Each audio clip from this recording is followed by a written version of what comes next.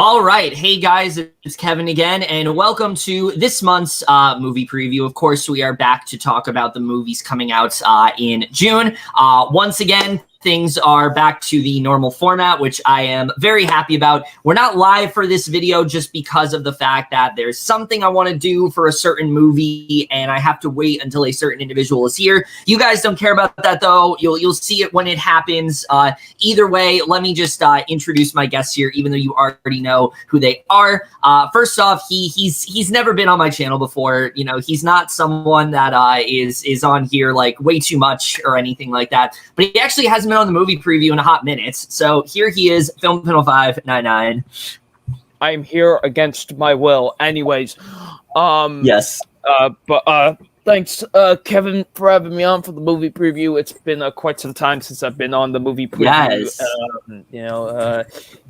If you all remember the great year of 2019, you couldn't get rid of me when it came to the movie preview. I was on pretty much a good majority of them for that year. So yeah, you were. You could not get rid of me for the movie preview during that year. But excited to be back. There's some interesting movies here we've got to talk about. There's some ones I'm pretty excited about, and then there's ones I'm not really excited to talk about, but we're here to have some fun with this, so hopefully we do. So yeah. All right, and also here with me is someone that you've seen recently, but he's never actually been on this format before. He's been on the one we were doing where I was introducing all the movies, but he's here again. Here he is. Here comes the shock. Here comes the shock. Oh, fuck you all. All right. As I get copyrighted instantly. Did y'all miss me? Yeah, me neither. But let's do this. Not that. Yeah, I was literally about to shout no, but you did it for me. Damn. All right. Damn it. You know what? At least we're all on the same page.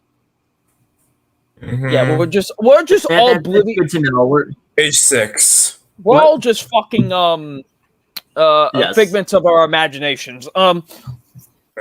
Yes, this is nothing that you see here is real. This is all just like, a figment and whatever. Yeah, let's just get into it. We are literally all a figment of all of This your is Kevin James's dream.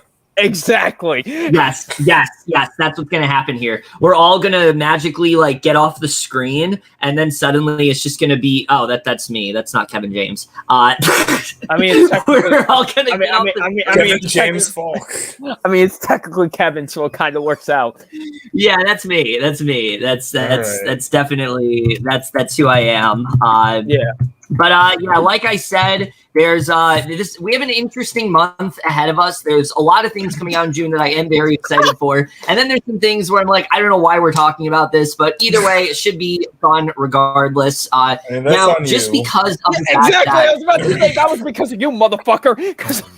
I know. But anyway, but because this is a month that has some really anticipated movies for all of us, I decided I'd make it fair. So I'm actually not introducing the first movie here. Double Nine here is introducing the first movie. And what is that first movie, Double Nine? What kicks off June for us? It would be Kevin James Falk in no, I'm kidding. But no. That would be it. In all seriousness, though, it is starting off the month of June will be The Conjuring. The Devil Made Me Do It. Residents of Brookfield were shocked this afternoon by the broad daylight murder of Bruno Sauls. The court accepts the existence of God every time a witness swears to tell the truth. I think it's about time they accept the existence of the devil. Alrighty, The Conjuring. So that was this movie. I am a pretty big fan of not the franchise itself, but I am a big fan of the first two Conjuring films. I do think the first two are really great horror movies. Some of the best to come out in the last decade.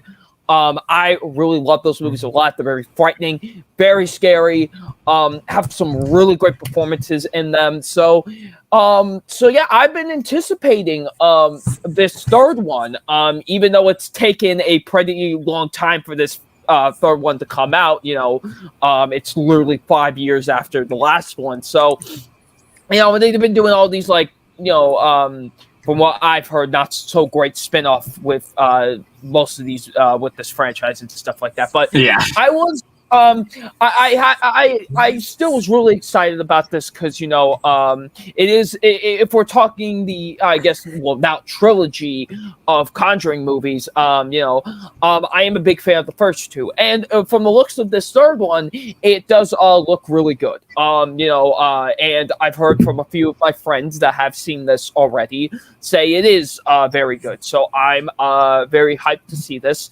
I definitely will watch it on HBO Max when it comes on there and stuff. I'm very excited to watch it. It does look really great. Definitely still is keeping up with the very frightening spirit of the first two. Seem like the performances are going to be just as great as they were in the first two. So yeah, I do have a lot of high hopes for this. I do think it could be just as great as the first two. I really hope this does stick the landing and makes it a pretty great trilogy.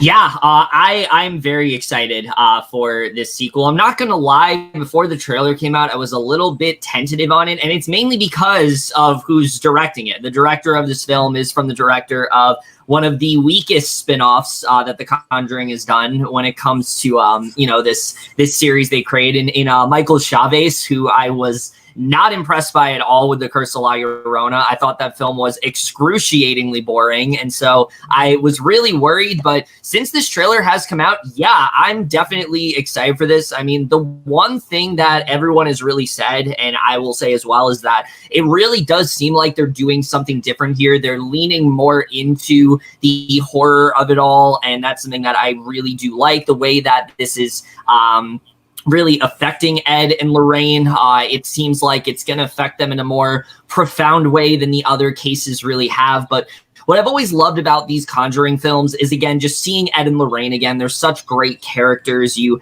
care about them so much. The relation that they have, it's such like a sweet one to watch. And it seems like those two are going to work really well together. And then having in Julian Hillard, I'm also really excited for. And I mean, talk about a child actor that's just completely taken off when it comes to Haunting of Hill House and WandaVision. And now this, I mean, there aren't many child actors of his age that start off this good in terms of their filmography, but he's definitely up there for sure, and he seems like he's going to give a really good performance here. So yeah, I'm definitely looking forward to this one. I hope that this is, in terms of the Conjuring films, I hope this at least is able to be a consistent franchise. Again, the spin-offs, we can talk about those another day. They're kind of all over the place in terms of how I feel about them. But the Conjuring films themselves, I've been a huge fan of. The Conjuring 2 is one of my favorite horror sequels, and I hope The Conjuring 3 can be a worthy follow-up. I hope this can be another really strong film in this franchise. So yeah, I'm definitely looking forward to this one. Yeah, this is not a franchise I've kept up with much, but after seeing the trailer, I definitely want to, because this one looks genuinely terrifying. They're both on Netflix, I think.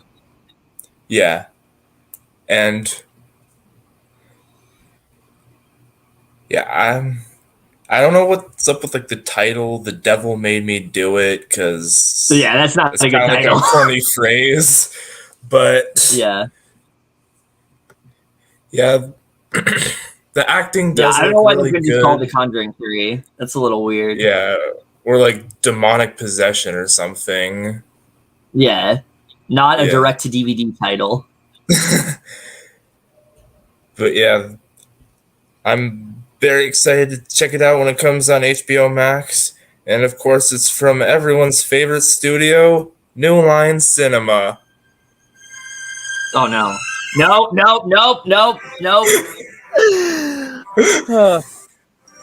Speaking of The Devil Made Me Do It. All right, I'm here to say Henry has officially been removed from this movie preview. He will not be shut the fuck up. You know what? I'm leaving. Fuck this. If you're going to do this to him, fuck this. No. Yeah, exactly. No, he's back. He's back. Anyways, speaking of The Devil Made Me Do It, is Rick Ross going to create an original song for this movie? Anyways. Oh, yeah. But, all right, well, I guess we're done with that. I should have understood the reference, but I did not. So since we're done with that movie, Kevin, would you like to introduce the next lovely movie we have on this list? So, if you guys are looking forward to before I do that, if you guys are looking forward to The Conjuring, The Devil Made Me Do It, it does, of course, come out on June 4th. Hoping it turns out to be really good and another worthy follow-up to this franchise. And now, going back to the next film coming out, just because it's the summer movie season, it doesn't mean that every single movie is going to be, something that is this big film that gets everyone back to the theaters. Sometimes you have some films that you're just kind of questioning, why they're even here. And that's like the next film, Spirit Untamed. Welcome to Miradero. And Cora, did you ever see my mom perform? Oh, yes. She was a legend. Fortuna? Hola. You look just like your mother. You must be Lucky Prescott. I like your dress. Oh, and your shoes. I didn't know shoes could be cute. Whoa, horses can do that? Is that barn okay?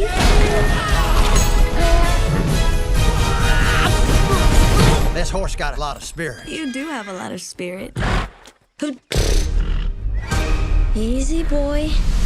Spirit Untamed. Let's talk about this movie because this has to be one of the strangest new releases that I've seen in quite a bit. So the one thing is, but you've seen it? Spirit. I have not seen the original. No, I will say that right off the bat. I have not seen the original. I've heard the original is pretty good overall. I've heard good things about it, but from what I understand, Spirit has continued as a TV series on Netflix. It's called Riding Free. And I haven't seen it, but it definitely seems like something that maybe kids will enjoy. I don't know. But you go to this movie and the animation looks like something off of a Netflix TV series. So what I don't understand is why is this coming to theaters? But then you look at the voice cast here, and this is really where things get interesting because you look at the cast and you have Isabel Marquez. Okay, she's a pretty good actress. Isaac Gonzalez, Julianne Moore, and Jake Gyllenhaal, for some reason, are in this movie. Jake Gyllenhaal, I believe this is the first animated film he's ever done, and I can't for the life of me understand why. I don't understand any of what this is. I don't understand why this is coming to theaters. There's a lot of animated movies, some of which are in this movie preview that should be coming to theaters, but for some reason this is, and I don't understand this at all, and just fuck you, film fan, for having to introduce The Conjuring 3. That's the one I wanted to introduce. This does not look very good. It doesn't look terrible. It's just every time I see this trailer, I'm like, why is this coming to theaters? I just don't understand. I can understand if it was a small release and maybe going on to a streaming service, but a huge wide release. I don't know who's clamoring for a Spirit sequel, but I also don't really know who this is for. Why is Jake Gyllenhaal and Julianne Moore in this? There's so many questions I have surrounding this movie. Maybe it'll be good. I don't know. The animation looks like shit, but I'm really not looking forward to this at all. But go ahead, Henry. What the fuck? Yeah, I wouldn't say the animation looks shit, but okay, it looks like it would be a Netflix show. I don't understand why this is going to theaters. Yeah, and I don't know why the fuck this is Jake Gyllenhaal's first animated movie. But I don't know this. Watch him be in the movie man. for 5 minutes. He dies halfway through. That's oh god. Yeah, this kids movie is definitely going that dark. Oh yeah. But yeah, the trailer with that Wildest Dreams remix is something. Yeah. I mean, if you're a fan of the show, I guess watch it, but I'll probably wait until Netflix, where it should be going that's the to. other thing that's confusing. That's the other thing that's confusing me, though. Like, it's none of the same like voice actors from that show. So, like, I don't even know what this is. Hollywood is weird. You could say that again. Indeed. Well, I guess it's my turn now. All right, go ahead. That is how it goes. Yes. This has to be the strangest release I've seen for a movie in quite some time. I like my thing is with this. It's like so immediately when Kevin said this is originally a Netflix series, I'm like, yeah, now everything makes a lot of sense now. Of why it looks this shitty. I do enjoy. It's been a very long time since I've seen the first movie, but I did watch it a few times as a kid, and I did enjoy it a lot from what I remember. But so I had no idea that they, for one, as you can tell right now, I had no idea they made a Netflix series with it, and two, I had no idea they were making a sequel to it, and three, the fact that this is Jake Gyllenhaal's first animated film is really making me question all my life choices. It doesn't look very good. You had to get started sometime, you know. Jesus. Yeah, I guess you got to start somewhere, I guess, but I mean, oh hi, my mortal enemy Jackson Fulcher is watching. Yeah. Oh God, that's right. Anyways, this doesn't look good. It looks pretty bad in all honesty. The animation looks very shitty. It just why. Look, I know we're going to talk about Luca like later on in the preview, but the fact that's coming out this month, I didn't know. But the fact that is going straight to Disney Plus and something like fucking this is being released in theaters is honestly a goddamn travesty. Maybe if Jake Gyllenhaal was in that, it'd go to theaters. Maybe. Anyways, but maybe that's what it takes. You just need Jake Gyllenhaal to be in your movie. You just need Jake Gyllenhaal. Come on, Pixar. But not feeling it, man. So if you're looking. So if you're looking forward to Spirit Untamed, if there's someone out there that is excited for this movie, because I'm sure there's someone. There has to be somebody out there. It comes out on June 4th for some reason at a wide release. If you're looking forward to it, go nuts. I'll be seeing it on Thursday, I think, just because I didn't know you had connections to him like that. Come on this movie preview, man. I gotta make a call. He's doing Spider-Man 3. Shit. Okay. Anyway, if you're looking forward to Spirit Untamed, I guess check it out. I don't know, but let's get into this next movie here that Henry's gonna introduce. All right.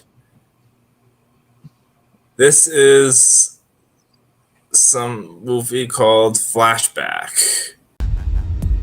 You didn't keep in touch with Cindy at all after graduation? She hasn't even crossed my mind in 15 years. I do remember Cindy Williams.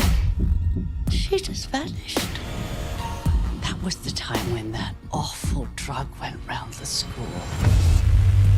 Can't shake the feeling. Something bad happened to her.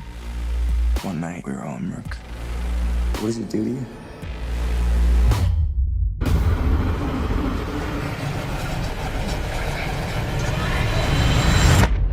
We gotta go back. We gotta try to remember what happened to her that night.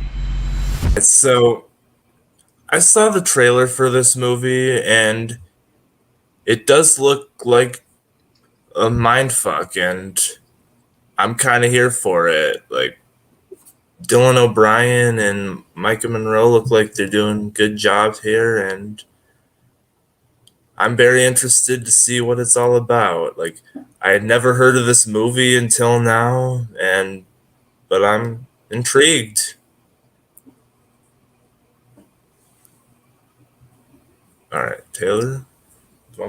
Yeah.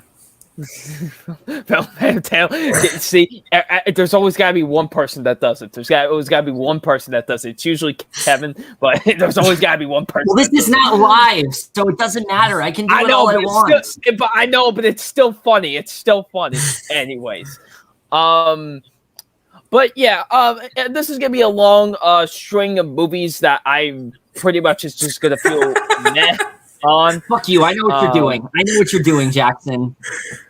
But this is gonna be in a very long string of movies on this list that I just kind of just feel about. I mean, the trailer was fine, I guess. It definitely does have some potential, like, you know, it definitely could be like one of those like mind fuck movies and whatever, you know. But I don't know, just the trailer didn't do much for me. Dylan Bryan seems like he'll be fine here, I guess, but I don't know, just nothing really.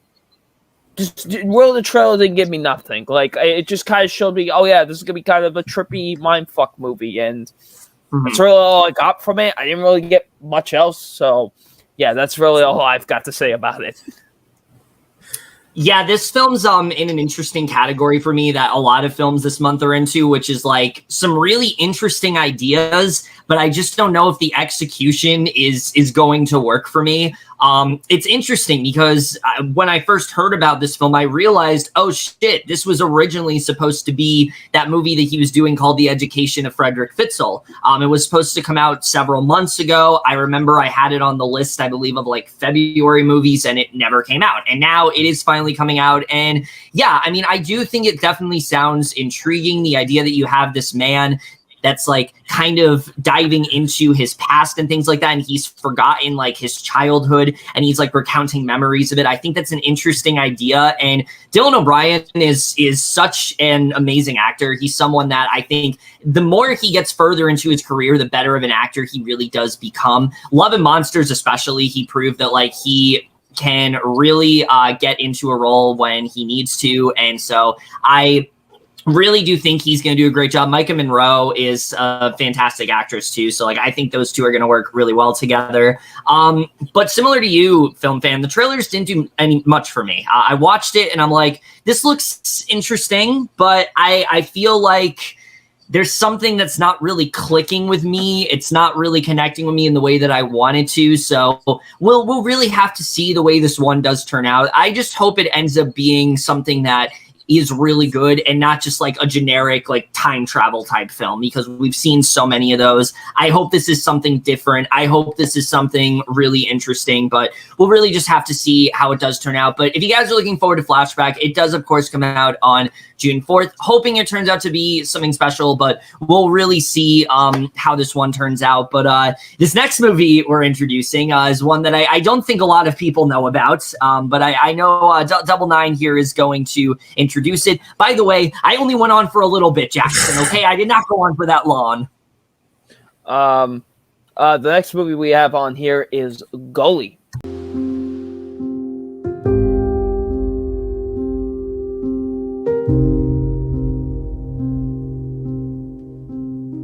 Today, things will be different. Somehow that voice inside knows there's a storm coming. Hello. All right, this is an interesting one, because I thought the beginning of the trailer was really good. It was really intriguing, but then we get to like kind of the middle portion of the trailer, and I thought it was really shittily edited, and like I really did not like how it was pieced together and stuff like that, and made just everything kind of look like a mess, in my opinion. But the movie, I think the movie's got potential. I do think there is something there. I do think I just wish the trailer was kind of a bit better in the way that was editing things, especially in that middle portion. But I do think there is some potential here. It does look pretty intriguing from the things that I did see in the trailer. So yeah, maybe this could be something good. But I just wish the trailer just had a little bit better of editing, especially in that middle portion, because it was really fucking sloppily edited, Jesus. But other than that, I do think it looks kind of intriguing, and I don't know, maybe I might check it out. Yeah, this is one that kind of just came out of nowhere for me. I didn't really know too much about it, and watching the trailer, I'm really not all that impressed.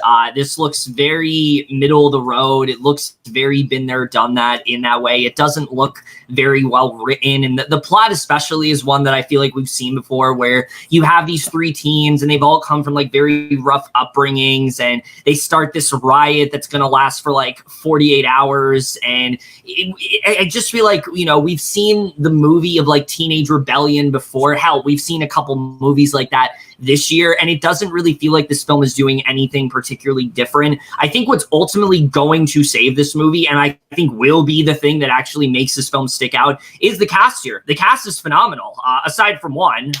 But Charlie Plummer, Kelvin Harris, I'm sure you know who that one is.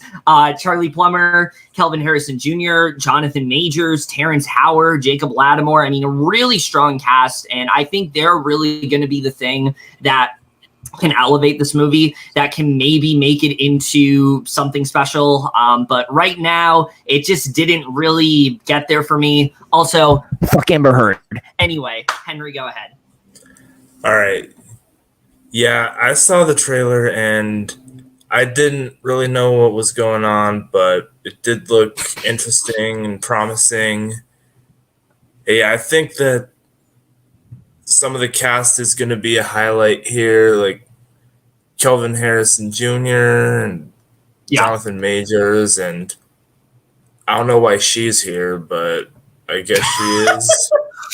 Yeah, I don't know why she still has movies coming out. Yeah, but yeah, it premiered at a film festival 2 years ago, I see. But so it's kind of like a monster, where it's like Kelvin Harrison Jr.'s film that's finally coming out. What is it with Kelvin Harrison Jr. and having these movies delayed? I don't know. Maybe COVID happened. Well, that, but also like... All right. Yeah, that's true. But if you are looking forward to Gully, not Fern Gully, it does come out on June 4th. Hoping this one turns out to be really good, but not really feeling it yet. Now, the next movie we're going to be talking about, though, this is one that is really something special that I think not enough people know about, and I think more people definitely should. And that is a film called The Amusement Park.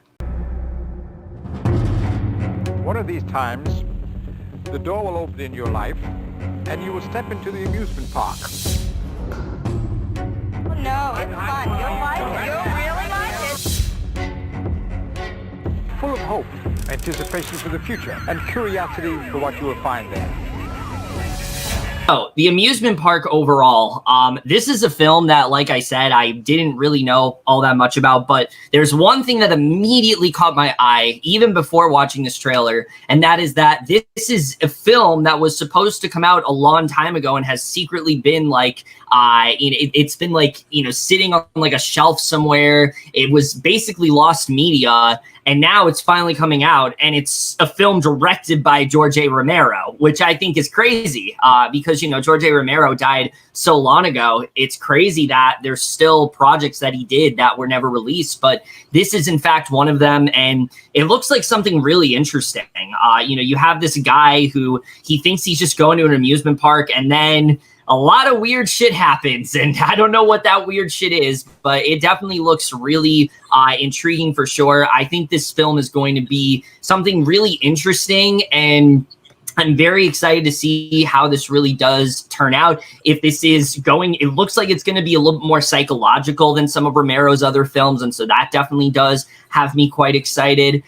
The one thing I will say that has me a little bit worried is the sound mixing. I will say it is not restored. You can definitely tell that this is a film that was made in the 1970s. Mm-hmm. The audio is very noticeable in the trailer, and there were points where it was starting to take me out of it. And if that's taking me out of the trailer, I'm a little bit worried if that's going to be an issue with the movie. But I think, and I hope that this film is going to be good enough to where I'm able to ignore that. I'm able to completely overlook that because other than that, I think this film looks like something really interesting. I think it's crazy that it's taken forever for something like this to come out, but I really hope it does end up delivering in that way because I think this could be something really special if it's handled well. Yeah, this. Taylor. I thought it was Henry that goes next, and then I go. Yeah, Henry. You fucking idiot! Literally, you goddamn. You don't even know your own fucking structure. Yeah, Anyways, it's not Henry, like you're the host. But yeah, this is definitely a 70s movie for sure. That just being released now. And yeah, I thought the premise was really interesting, and I'm interested to see where it goes, because I did like Night of the Living Dead a lot, and I haven't seen a lot of other like George A. Romero stuff, but I did enjoy what I have seen, so I'm interested in checking this one out. Alrighty. Now I had no idea what this movie was when I was going through the playlist of all the trailers. I saw the amusement park, and that sparked my kind of the title already sparked my interest already. And so when the trailer started playing, it said the lost film from George A. Romero. I was like, oh shit. Like I was like, oh, okay, all right, let's see what this has got for me. And man, oh boy, does this look fantastic. I am so excited for this. This looks unsettling. This looks creepy. Looks very fucking weird. I'm really excited about this. I think this really looks like something special. And I'm really excited to see it. I think this looks very frightening, very intense. So yeah, I do think this looks really fantastic. I am really, really excited about this movie. George A. Romero is obviously a legend in horror filmmaking and stuff like that, and I'm really, really excited to see what this movie has to offer. So yeah, I'm very excited about it, man. This is definitely easily one of my most anticipated of the month. All right, so if you are looking forward to the amusement park, it does not come out on June 4th. It comes out on June 6th, actually, on Shudder, I believe. And like I said, I think this film is definitely something that not enough people know about, but I hope it is good enough that more people do start to find out about it, because I think it could really end up being something really special, especially in terms of lost media. But the next film we're talking about is one that Henry here is going to introduce, and I hope it's something pretty good, but he's going to introduce it. All right. This is a new Netflix film called Awake.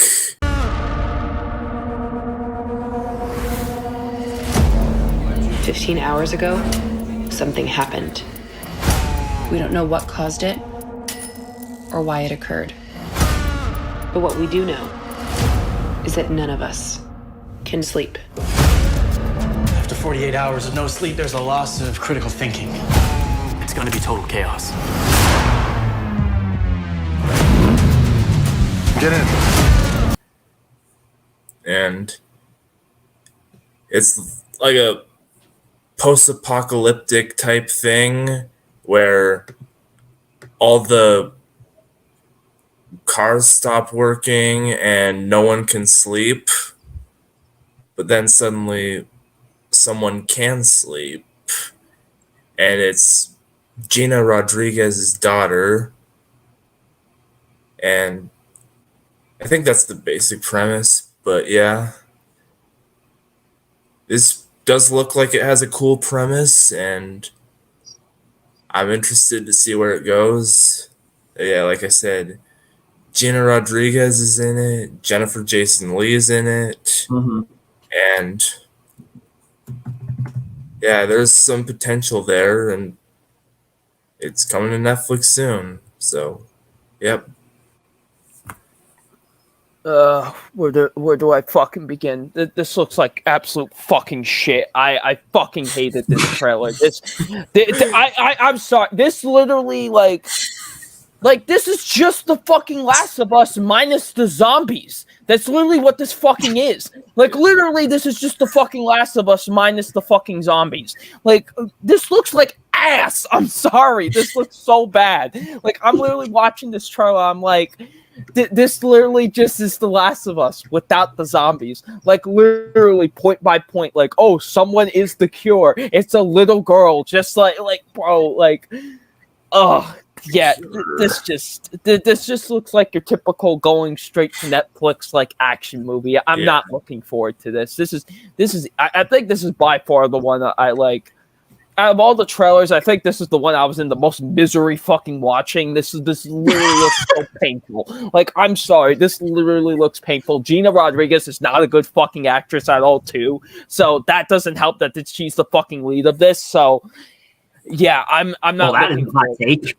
I am not looking forward to this at all. This looks pretty bad in my opinion. I'm really not looking forward to this. So yeah. Have fun. Y'all have fun watching The Last of Us, just minus the zombies.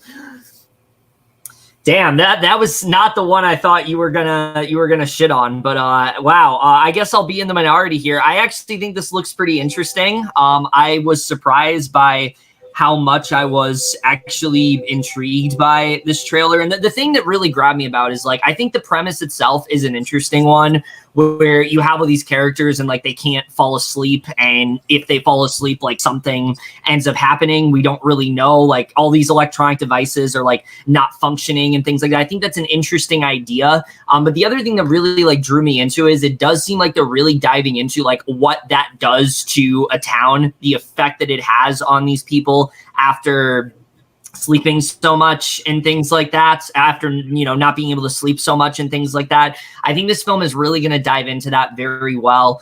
You got a really great cast here. I'm a big fan of Gina Rodriguez. I've been a fan of her since Jane the Virgin, and I think she's a great actress. Jennifer Jason Leigh, Ariana Greenblatt, who I think has really been impressing me lately in a lot of things, Shamir Anderson. So I definitely am looking forward to this one. I think this film definitely does have a lot of potential behind it. But I won't lie, the thing that does make me a bit hesitant towards is that it is a Netflix film. It's a Netflix film. It's one that hasn't really gotten a lot of promotion, and a lot of sci-fi ones especially tend to not be very good. So that's the thing that definitely does have me a bit on the fence about whether or not this is actually going to be a good film. But I can't lie when I said I was a little bit more surprised by the trailer than I overall expected to be. So yeah, I hope this one turns out to be pretty good. If you guys are looking forward to Awake or The Last of Us ripoff as FilmFan0599, The Last of Us minus the zombies.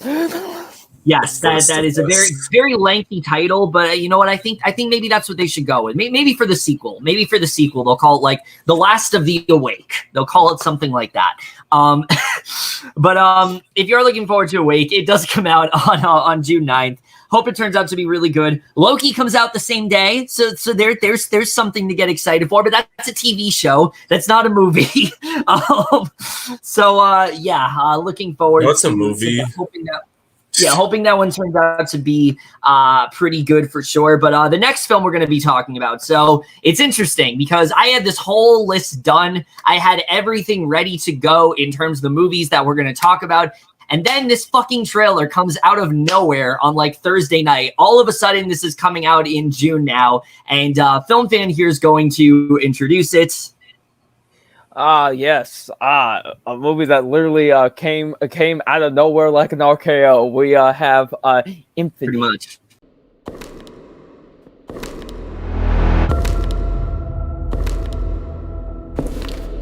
Evan Macaulay,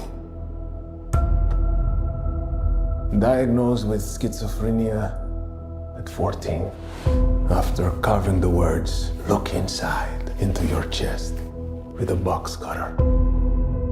Look inside. Why those words? Which one of these is yours?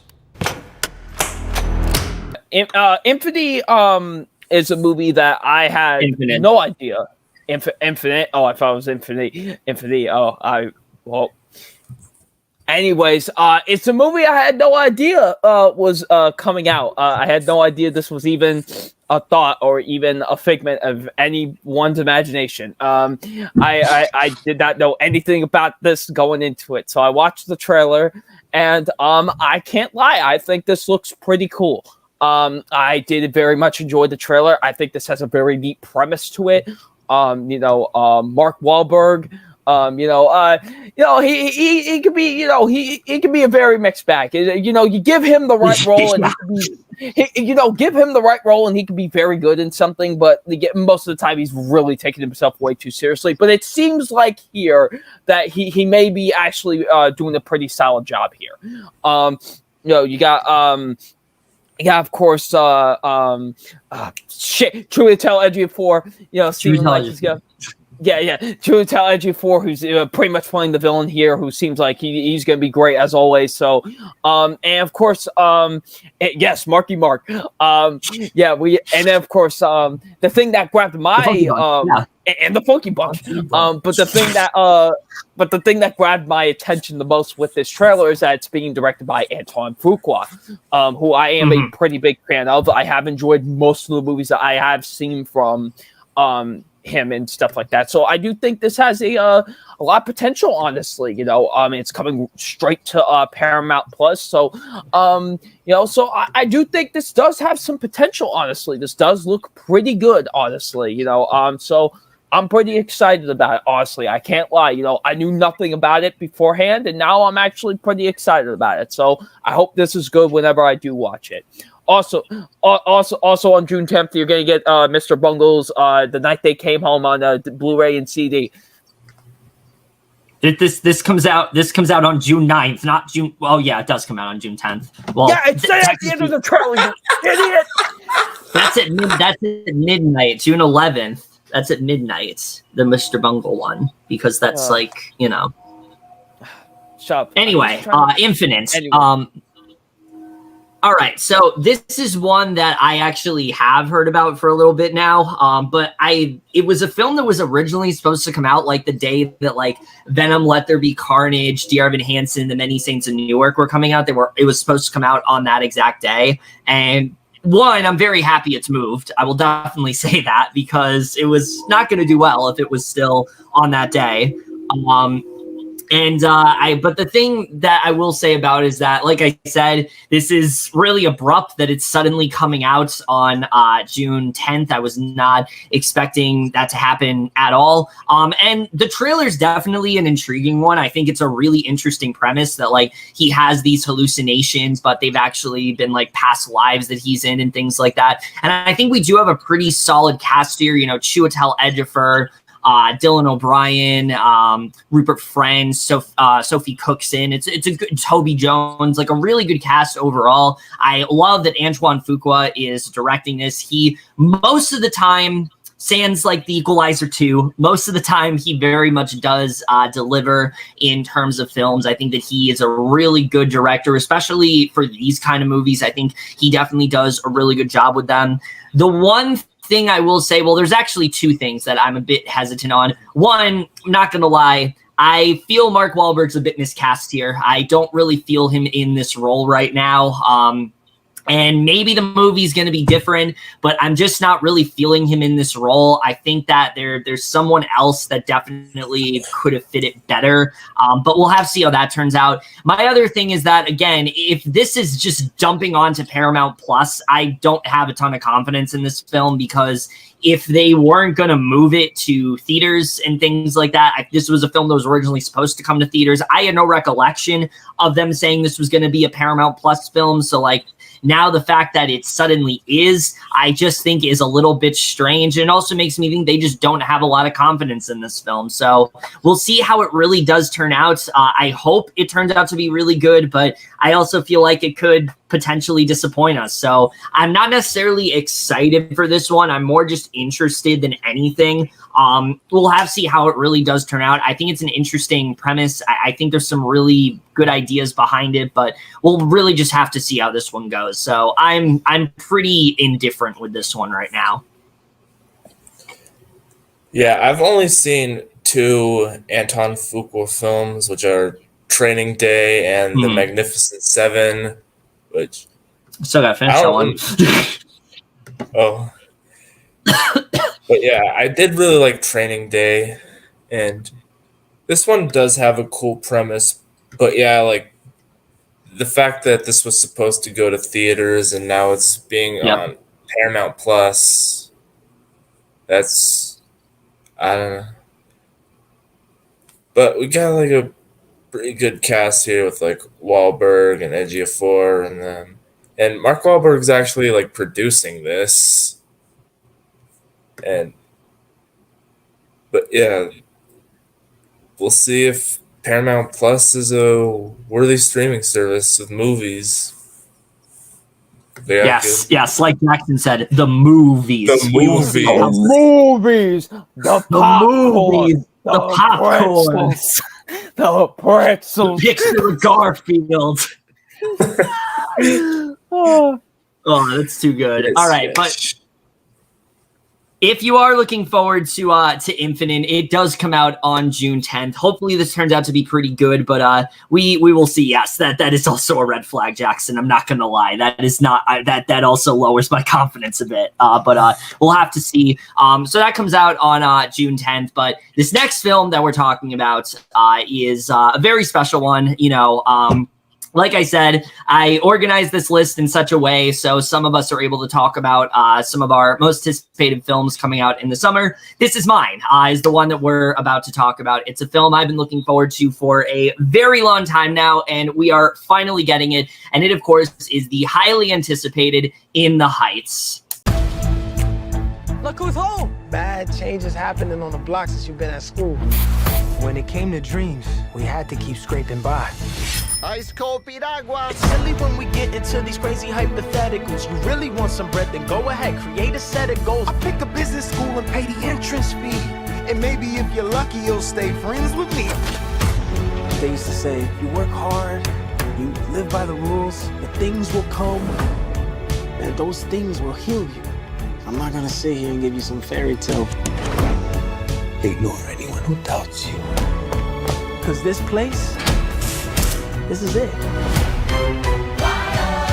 So In the Heights, I mean, where do I even begin when it comes to this film? I mean, to me, everything about this seems like the kind of musical adaptation that musical fans and just people who are into theater and things like that for a while have been really clamoring for. It's one that not only is going to be like really faithful to the original source material and the original show, but it is doing something a bit different. It's diving into some themes like gentrification. It's trying to cover some modern issues. It's changed some things up a bit, and that definitely does have me very excited because it shows that the film does not, isn't so dependent on its source material that it doesn't think it can do anything different. It feels like it has to be so careful with what it does, and I think having Lin-Manuel Miranda as a producer is really going to help them when it comes to this film. And I mean, I've been hearing just such amazing things about it. The closer and closer we get to it, I get more increasingly excited. But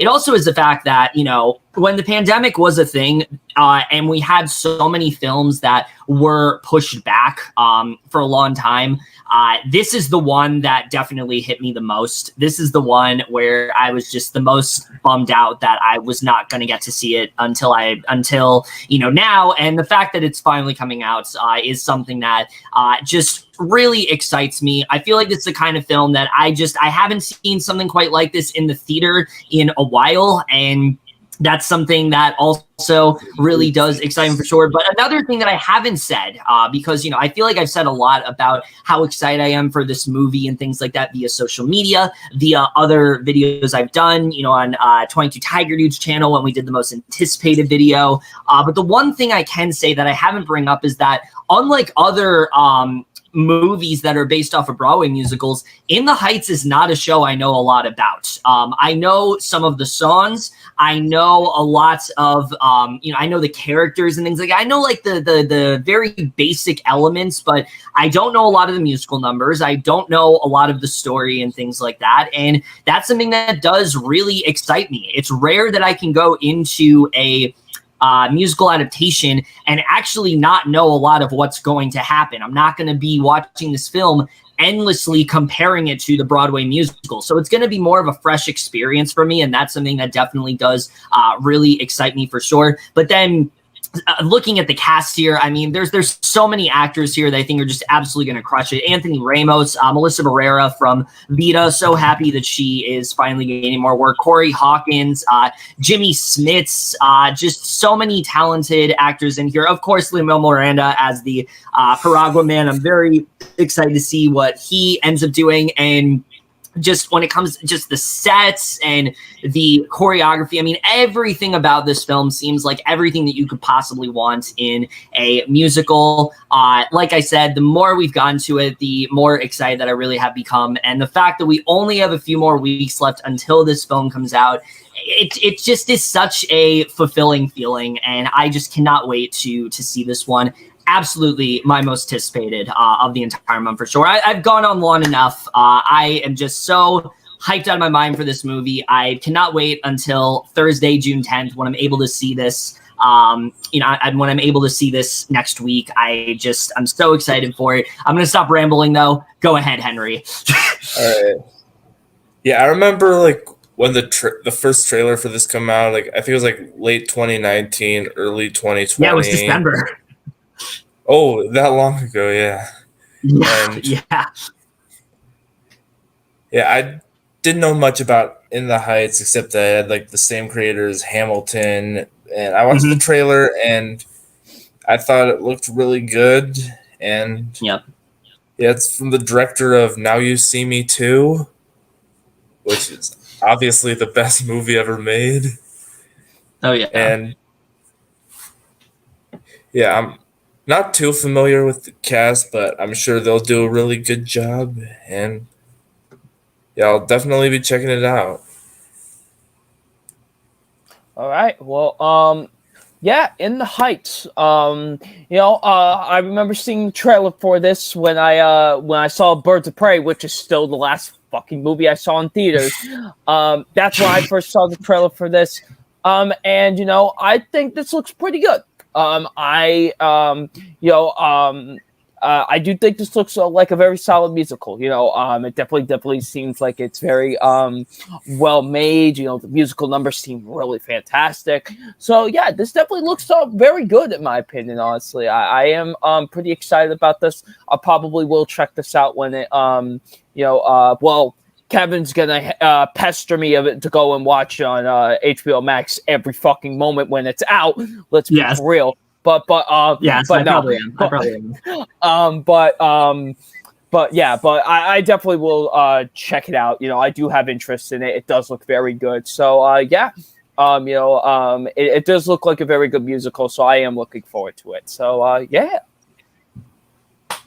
All right, so In the Heights, believe it or not, it's finally coming out on June 11th. Oh my God, I've been waiting so long to say those words. But if you are looking forward to it, does of course come out then, both in theaters and on HBO Max. So definitely, if you're looking forward to it, check it out. And wow, this is not completely different from the rest of the video at all. Whoa. Wow. Holy I changed shit. my shirt, and it's definitely the same day. It's lighter out, and like we're wearing different shirts, and everything's the same. Nothing's different here. No, in all seriousness, we unfortunately had to film this part after the rest of the movie preview because something very special is about to happen. We're about to talk about a certain movie, and there's no one here that should be introducing it more than a special guest here, someone who I know is so excited to talk about this next movie coming out the same day as In the Heights. By the way, we have someone who is he's such a mega fan. Tell the people who you are. I am the assassin that was assigned to kill Peter Rabbit, and I'm here to introduce his last hurrah, Peter Rabbit to the Runaway. Wake up, kids! We have a job to do! I'm running there tomorrow for cardio day. You can use your front legs too. Right. Let's have some fun. Oh no. Do you know what happens after you eat too much sugar? That. Okay, so Kevin forced me on to here. Y'all know who I am. Fucking Indeed, I did. And so if y'all are not aware, I have a very interesting video off my channel from 3 years ago or when I rented the first Peter Rabbit film for $8 in 4K. $8? And It's iconic. That film traumatized me, bro. And that fucking rabbit, I think about him every day. I hope he every day, bro, has a horrible fate. The trauma that rabbit has caused me just in that one movie really, really just, man. It's made you a big James Corden supporter.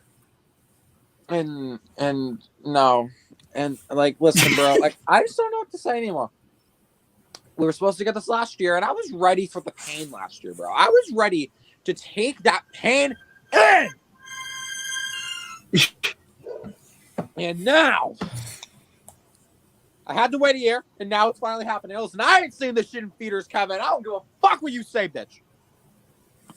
I am going to wait to watch this film, and I will react to it. But I'm warning Peter Rabbit now. If he pulls even dumber fuck shit in this movie, it's going down, bro. Listen, I try to keep my cool, but when it comes to this goddamn bunny rabbit, it just gets me going in a different way, bro. And listen, I don't know what else to say. Fuck Peter Rabbit. Fuck this movie. Fuck my fellow ginger bitch Donald Gleason motherfucker. I don't give a fuck. Fuck this movie. What's that one character you like that I know you're excited to come back? One character? The girl? Yeah, there was like an animal that you like. I forgot what it was. The chicken? Yeah, there you go. The rooster! The rooster? I don't fucking know. I mean, the rooster will be back. Had sex and had kids, but man, good for the rooster. It happened, you know? I guess film fan, go first. I mean, yeah, this movie looks stupid. I'm not looking forward to it. Yeah, mainly, honestly, I'm just here for the Caden Abra Wanderer rant. Honestly, I'm just here for that. So yeah, doesn't look very great. Henry. Yeah, I haven't seen the first one, but I know Kevin thinks it's deep. I did not say that. Yeah. Listen. But yeah. Are you done? Okay. You said listen. So but yeah, I'm not that big a fan of James Corden, but I guess this movie's coming out. Is it going to be like on demand too at the same time? After 45 days, at this point, I don't even know. I would assume, considering what's been happening recently, I would assume it's going to come out later in the month because that's what seems to be happening theatrical window-wise. I'll probably be able to see it in beginning of August. Yeah. Yeah, it'll definitely be out by then. Dude, I swear to God, if I have to spend $20 to rent this movie, I mean, I'll do it, but fuck. Oh, that's going to be... For the meme, worth every penny. Worth every penny. So fuck yeah. But yeah, this is coming out. It looks stupid, and I guess it's coming out without Daisy Ridley. Wait, oh yeah, true. She's not there. Yeah, she's not coming back for some reason. Yeah. Wow. Even she was like, "Nope, this is it. I'm done." Can't believe she did Rise of Skywalker, and she's like, "Nope, I'm not doing anything else." And Chaos Walking. Yeah, that too. Both of those films are just big, piles of shit. And she's like, "Nope, not doing that anymore." But Kevin, I thought Peter Rabbit was a deep film. So let me get into that. So, contrary to popular belief, I did like the first Peter Rabbit. It surprised me. It surprised me more than I expected it to. I thought it was a cute film. I don't think it's this deep masterpiece that y'all have hyped it up. Stop lying. We caught you. I don't think it's this like deep masterpiece that y'all claim that I say it is. I just think it's You did. I did not. That being You said, had to refuse. I have no idea why this film needs to exist. I think that this looks completely unnecessary. Everything about this seems like a really forced sequel where, like, oh, we see, you know, they've created this family, but there's still a lot of friction between Peter and Thomas for some reason, even though they seem to have made amends in the first movie. They're just like at each other's throats again, and I don't really understand it. And like Peter is like having a hard time getting rid of his more like dark side and things like that. It just looks really dumb. And then him like venturing out of the garden and realizing like who he wants to be. It just seems like the most forced sequel possible. I have no idea why the fuck David Oyelowo is in this movie. I don't know. Wait, he is? Yeah, David Oyelowo's in this. What? Yeah. What do you mean he's in this? What? Not only is David Oyelowo in this, Caden, he's one of the live action characters. He wants to play Martin Luther King to being a Peter Rabbit? Yeah. What? Man. He's playing a character named Nigel Basil Jones. Bruh. Daniel. Nigel Thornberry. Yeah, that's who he is. Dude. He's coming for Tim Curry's role. Why? Jesus Christ. Yeah, so I have no idea why he's there. I don't know why Daisy Ridley is not back and everyone else is. I really don't understand it. She's replaced by some other actress, I guess. But Amy something. Yeah, Amy Horn. I think she's probably just like a voice actress. Some kind of okay. She's like an actress in Australia. At this point, I feel like the filmmakers have about as little confidence in this film as we do because they've kept pushing it. You know, they've kept changing the release date fucking constantly. It was supposed to come out in like July 4th weekend, and they said, nope, it's coming out the same day as The Hitman's Wife's Bodyguard, and now it's coming out the same day as In the Heights for some reason. So I don't know what they're doing anymore. I feel like they just kind of like want this movie to be quietly released in theaters so they can just release it already, and that'll be the end of it. Maybe it'll surprise me like the first one. I hope it does because I thought the first one looked really fucking bad and it ended up not being as bad as I thought it was going to be. But this one, it just seems like a really forced sequel and just the definition of a cash grab. And it's one of those films where like the more I get the trailer for it, the more I'm just like, why are we getting this? Like what's the point? Well, actually, I do know why we're getting this. It's to put Caden in misery. That's why we're getting this. Yeah, exactly. I can never escape the base. They're going to fly Caden out to Missouri. Yep. Now all we need, honestly, Caden, all we need now is a Trolls and Peter Rabbit crossover. That's all we need. Like that would be Kevin. That will be the day Caden literally dies. Yeah, DreamWorks and Sony are doing a crossover movie, definitely. The day that happens, I am taking a trip to the bridge. Oh God. Oh shit. But anyway, yeah, this does not look very good. But before we get to the next film, Caden, let me give you a chance to just do your outro, things like that. You know, you don't deserve a fucking outro from me, bitch, okay? Fuck you for reminding me this fucking film comes out. And to FilmFan and Henry, you two are beautiful men, but this fucker, Kevin, here is a piece of shit. Fuck Peter Rabbit! I love you too, bro. I'm you know, Peter Rabbit, the runaway bitch. I'm gonna run over his fucking ass. That's what I'm gonna fucking do. Okay, with a fucking tank to make sure he's really out of his fucking misery. It's gonna be a great out of Caden. Oh, he left. All right, he'll be back for the Boss Baby family business for sure. He will definitely be back for that next month. Anyway, let's cut to definitely the next day with the next movie. If you guys looking forward to Peter Rabbit 2, The Runaway, seamless edit. Cut to the next day. All right, so if you guys looking forward to Peter Rabbit 2, The Runaway, it does of course come out on June 11th.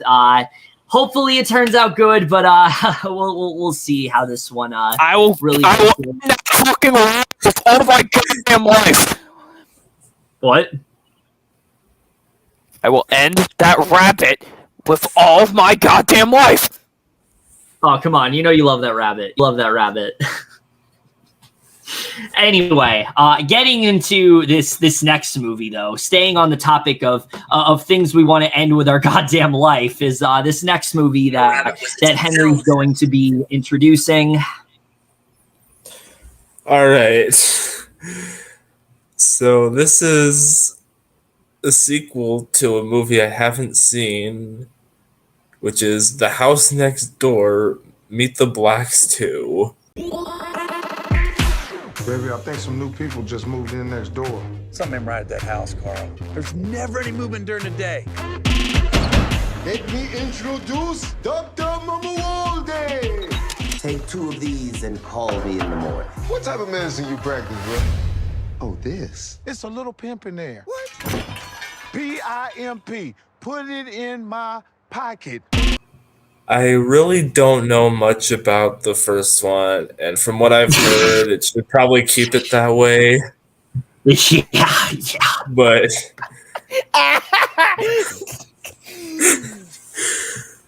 but yeah, like I watched the trailer and it's like, what the fuck is this? It's from the director of The Intruder. And yeah, this looks really stupid. Like, why is Danny Trejo here? Why is Rick Ross and Snoop Dogg here? Biggest question. Why is Rick Ross in this? Honestly, is he even like an actor, really? Like that's. I think he's definitely done movies before. It's just I don't know, just like when he popped up and like actually even before I watched the trailer when I'll talk about it when it gets my turn, but you can continue. Yeah, that's pretty much all I had to say, though. Okay, so I guess it's my turn. As like Henry, I have not seen the first Meet the Blacks, and I really don't have any interest in watching Meet the Blacks. It looks like literal dog shit. And from what I've heard from everyone that has seen it's on Stars now if you want to watch. And from what I've heard from everyone, it pretty much is a pile of shit. Yeah. And so when I heard they were making a sequel, I was like, what? Like, I was confused because I know the first one did not do well financially and critically. So, like, right. Who is this being made for? So I watched the trailer, and while I will say I did not absolutely hate it, I don't think it's the worst monstrosity of a trailer, like maybe like how some of my friends were kind of hyping it up to be as. But I will admit it does not look very good. This looks very poorly made. It just, I don't know, just the jokes did not land for me. It just looks like the typical parody movie. And I don't know, like I really just like I'm just struggling to find out who this is for. Like, who exactly asked for a Meet the Blacks 2? Like I don't get why these funny actors who can be funny, like Mike Epps can be funny, like in the like he's, regardless of what I think about the Friday sequels, he is very funny in those sequels. And Cat Williams, of course, like is fucking hilarious. I don't know why Snoop Dogg is in this. Rick Ross still boggles my mind. Danny Trejo, I really don't know why he's in this too. Like, I just, like, who is this made for? I really don't get it. It just doesn't look very good. I'm never going to see it. I already know I'm not going to. I really don't have an interest. This is probably the only time I'm ever going to talk about this movie, if I'm going to be completely honest with Abe. I probably would have never have seen this trailer if I didn't have to do this goddamn movie preview. So, all right, so we know what to do. We gotta set up some kind of cast, so he'll end up watching it. No, I'm not watching this. Goddamn it. Anyways, but no, I don't think it looks very good. It just looks very poorly, cheaply made, and just like. Ugh. Yeah, I mean, where do I even begin with this one? Jesus Christ. Look, the first Meet the Blacks, you guys know how much I fucking despise that movie. It's unfunny, it's racist, it's just an absolutely disgusting film, and it's one of those movies where, like, you watch it and you're just kind of like, who is this for? Why was this made? Who is the target audience for this movie? And I'm getting to this, and it was one of those films where I thought because it flopped so badly, there was no possible way that we were going to have some kind of follow-up. There was no possible way that this was going to continue in any way. But now here we are with the second one, and I'm still wondering, who the fuck is this for? I really don't know. It looks honestly less funny than the first film, if that's even possible. It's so much more nonsensical this time around. I thought this was supposed to be a parody of Get Out, but now I don't know what the fuck it's supposed to be a parody of. You have fucking you have them realizing their like neighbor is this like vampire, and like he's trying to like come after his family and things like that. I don't know what the hell is going on. And then you have fucking Danny Trejo in this movie for some reason, and like you said, Snoop Dogg and Rick Ross, I don't know what they're doing in this movie. And I mean, honestly, I think I've just come to the conclusion that Deon Taylor is a director that needs to make movies every single year, and it doesn't matter if they're good or not. He just has to make one. He just has to turn out some fucking garbage every single year. Also, and one thing I need to mention, because I did talk about this with our good friend 22 Tiger Dude last night. It's fucking hilarious to me that the movies that he makes as comedies are not funny whatsoever, but the movies that aren't comedies are like fucking hysterical. like The Intruder is one of the best comedies of the last fucking decade, and it's not even a comedy. Like, bro. Sure. The house next door, it just looks like absolute dog shit. I really don't even have that much to say about this. I just think it looks like complete ass, and I don't know why this film is really coming out. I don't know who this is for. I don't know who's even going to see it. I don't even know what this release really is, because I think it's coming to theaters, but I think it's also coming onto VOD, so I don't even know how that whole thing is really going to work. It looks even cheaper than the first film, and Deon Taylor, you got to make a good movie. It can't be this hard. Come on, it cannot be this hard for you to make a legitimately good movie. Are you saying The Intruder is not a cinematic masterpiece? The Intruder is fucking awful until the third act, but that's a whole other different conversation. Anyway, I've never been a fan of his directing, and it does not seem like it's improved here very much at all. Just absolutely dreading this one. I forgot that this was a thing, and then I was reminded of it, and then I found out it was coming out this month, and it's absolutely the film I'm dreading the most when it comes to films this month. So definitely not excited for this one at all. If you are somehow, though, looking forward to The House Next Door, Meet the Blacks 2, it is coming out on June 11th. I guess look forward to it, but it looks really, really fucking bad.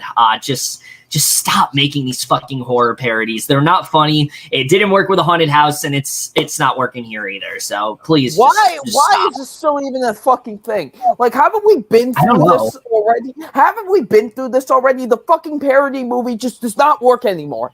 It doesn't. I don't even know why they're still doing them. It died over a fucking decade ago. Like, stop. Yeah, exactly. Honestly. Yeah. All right, like I said, I'm confused by what it's even supposed to be, because the first one was very much like The Purge, and then they said this one was supposed to be like Get Out, but nothing in that trailer resembles Get Out.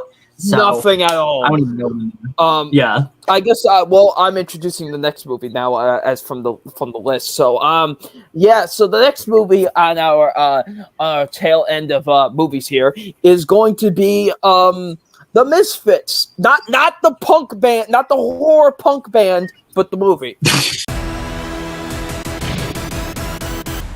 Let's roll. Let's go!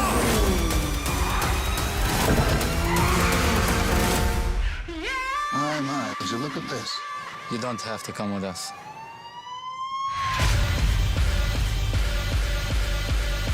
The name's Ringo. That's Violet. My man Wick over there, the con artist formerly known as Prince.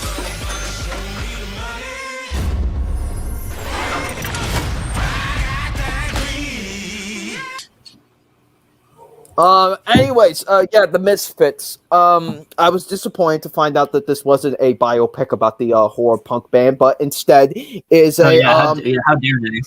but instead it's a heist movie in a sense. Starring Pierce Brosnan and Nick Cannon for some fucking reason. No, it looks fine, I guess. It looks like a very typical heist movie. I'm just, I don't know. Really, the trailer didn't do anything for me. I'm not really looking forward to it that much. It doesn't look bad necessarily. It just looks very mediocre to me and very typical, honestly. So yeah, I don't really have much to say other than that. So yeah, I'm not really looking forward to it that much. And now, if it were based on the horror punk band, maybe it would be more interesting, but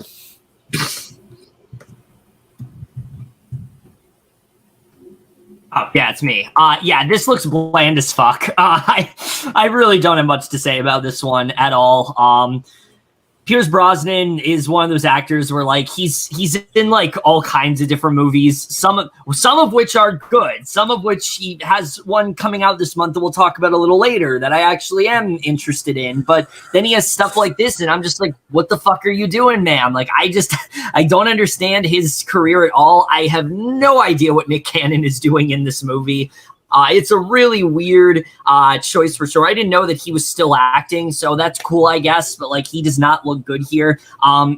I will say, I think the one thing that might elevate this film is Hermione Corfield. She's popped up in a lot of films that I don't really like, but she usually is really good in them. So I think she's going to give a good performance here. But just the premise of this, you know, where like there's this guy and he gets caught up in like this heist and things kind of go awry. It's like, oh, we've never seen that before. It looks bland. It looks generic. There's nothing about this trailer that is really grabbing me. There's nothing about this movie that seems all that interesting. So yeah, I don't care. The Misfits, I don't give a fuck. Henry, go ahead. Yeah, this does not look that good. Like, I will say, like, Pierce Brosnan, Tim Roth, and Nick Cannon is a weird ass trio. Yeah. Yeah. Would have never expected that. Yeah, yeah, when Nick Cannon fucking popped up at the trailer, I was like, what the fuck? Yeah, same. Was like, I was like, is this an early 2000s movie? Like, what's going on here? Yeah. That's exactly what this looks like. This looks like a movie that would come out in the early 2000s. Yeah. It really does. It really does. For the director of Deep Blue Sea and Cliffhanger and Die Hard 2. This makes a whole lot of sense. Yeah. Stuck in the past, I guess. Yep. But will it be iconic as a certain scene from Deep Blue Sea? I don't know. We'll have to see. Yeah. Yep. Will it be better than Endangered Species? Oh, God. I hope so. Jesus Christ. All right.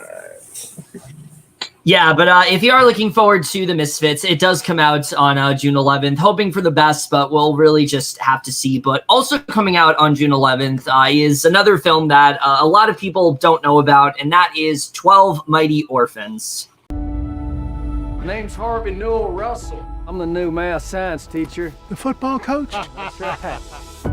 We teach survival. If we don't, they'll never make it on the outside. The thing about football is it teaches teamwork and discipline, and those are key elements to survival. The way I see it, you can either work the field or play the field. Hell, sounds good to me. I'm in. Might as well. Okay.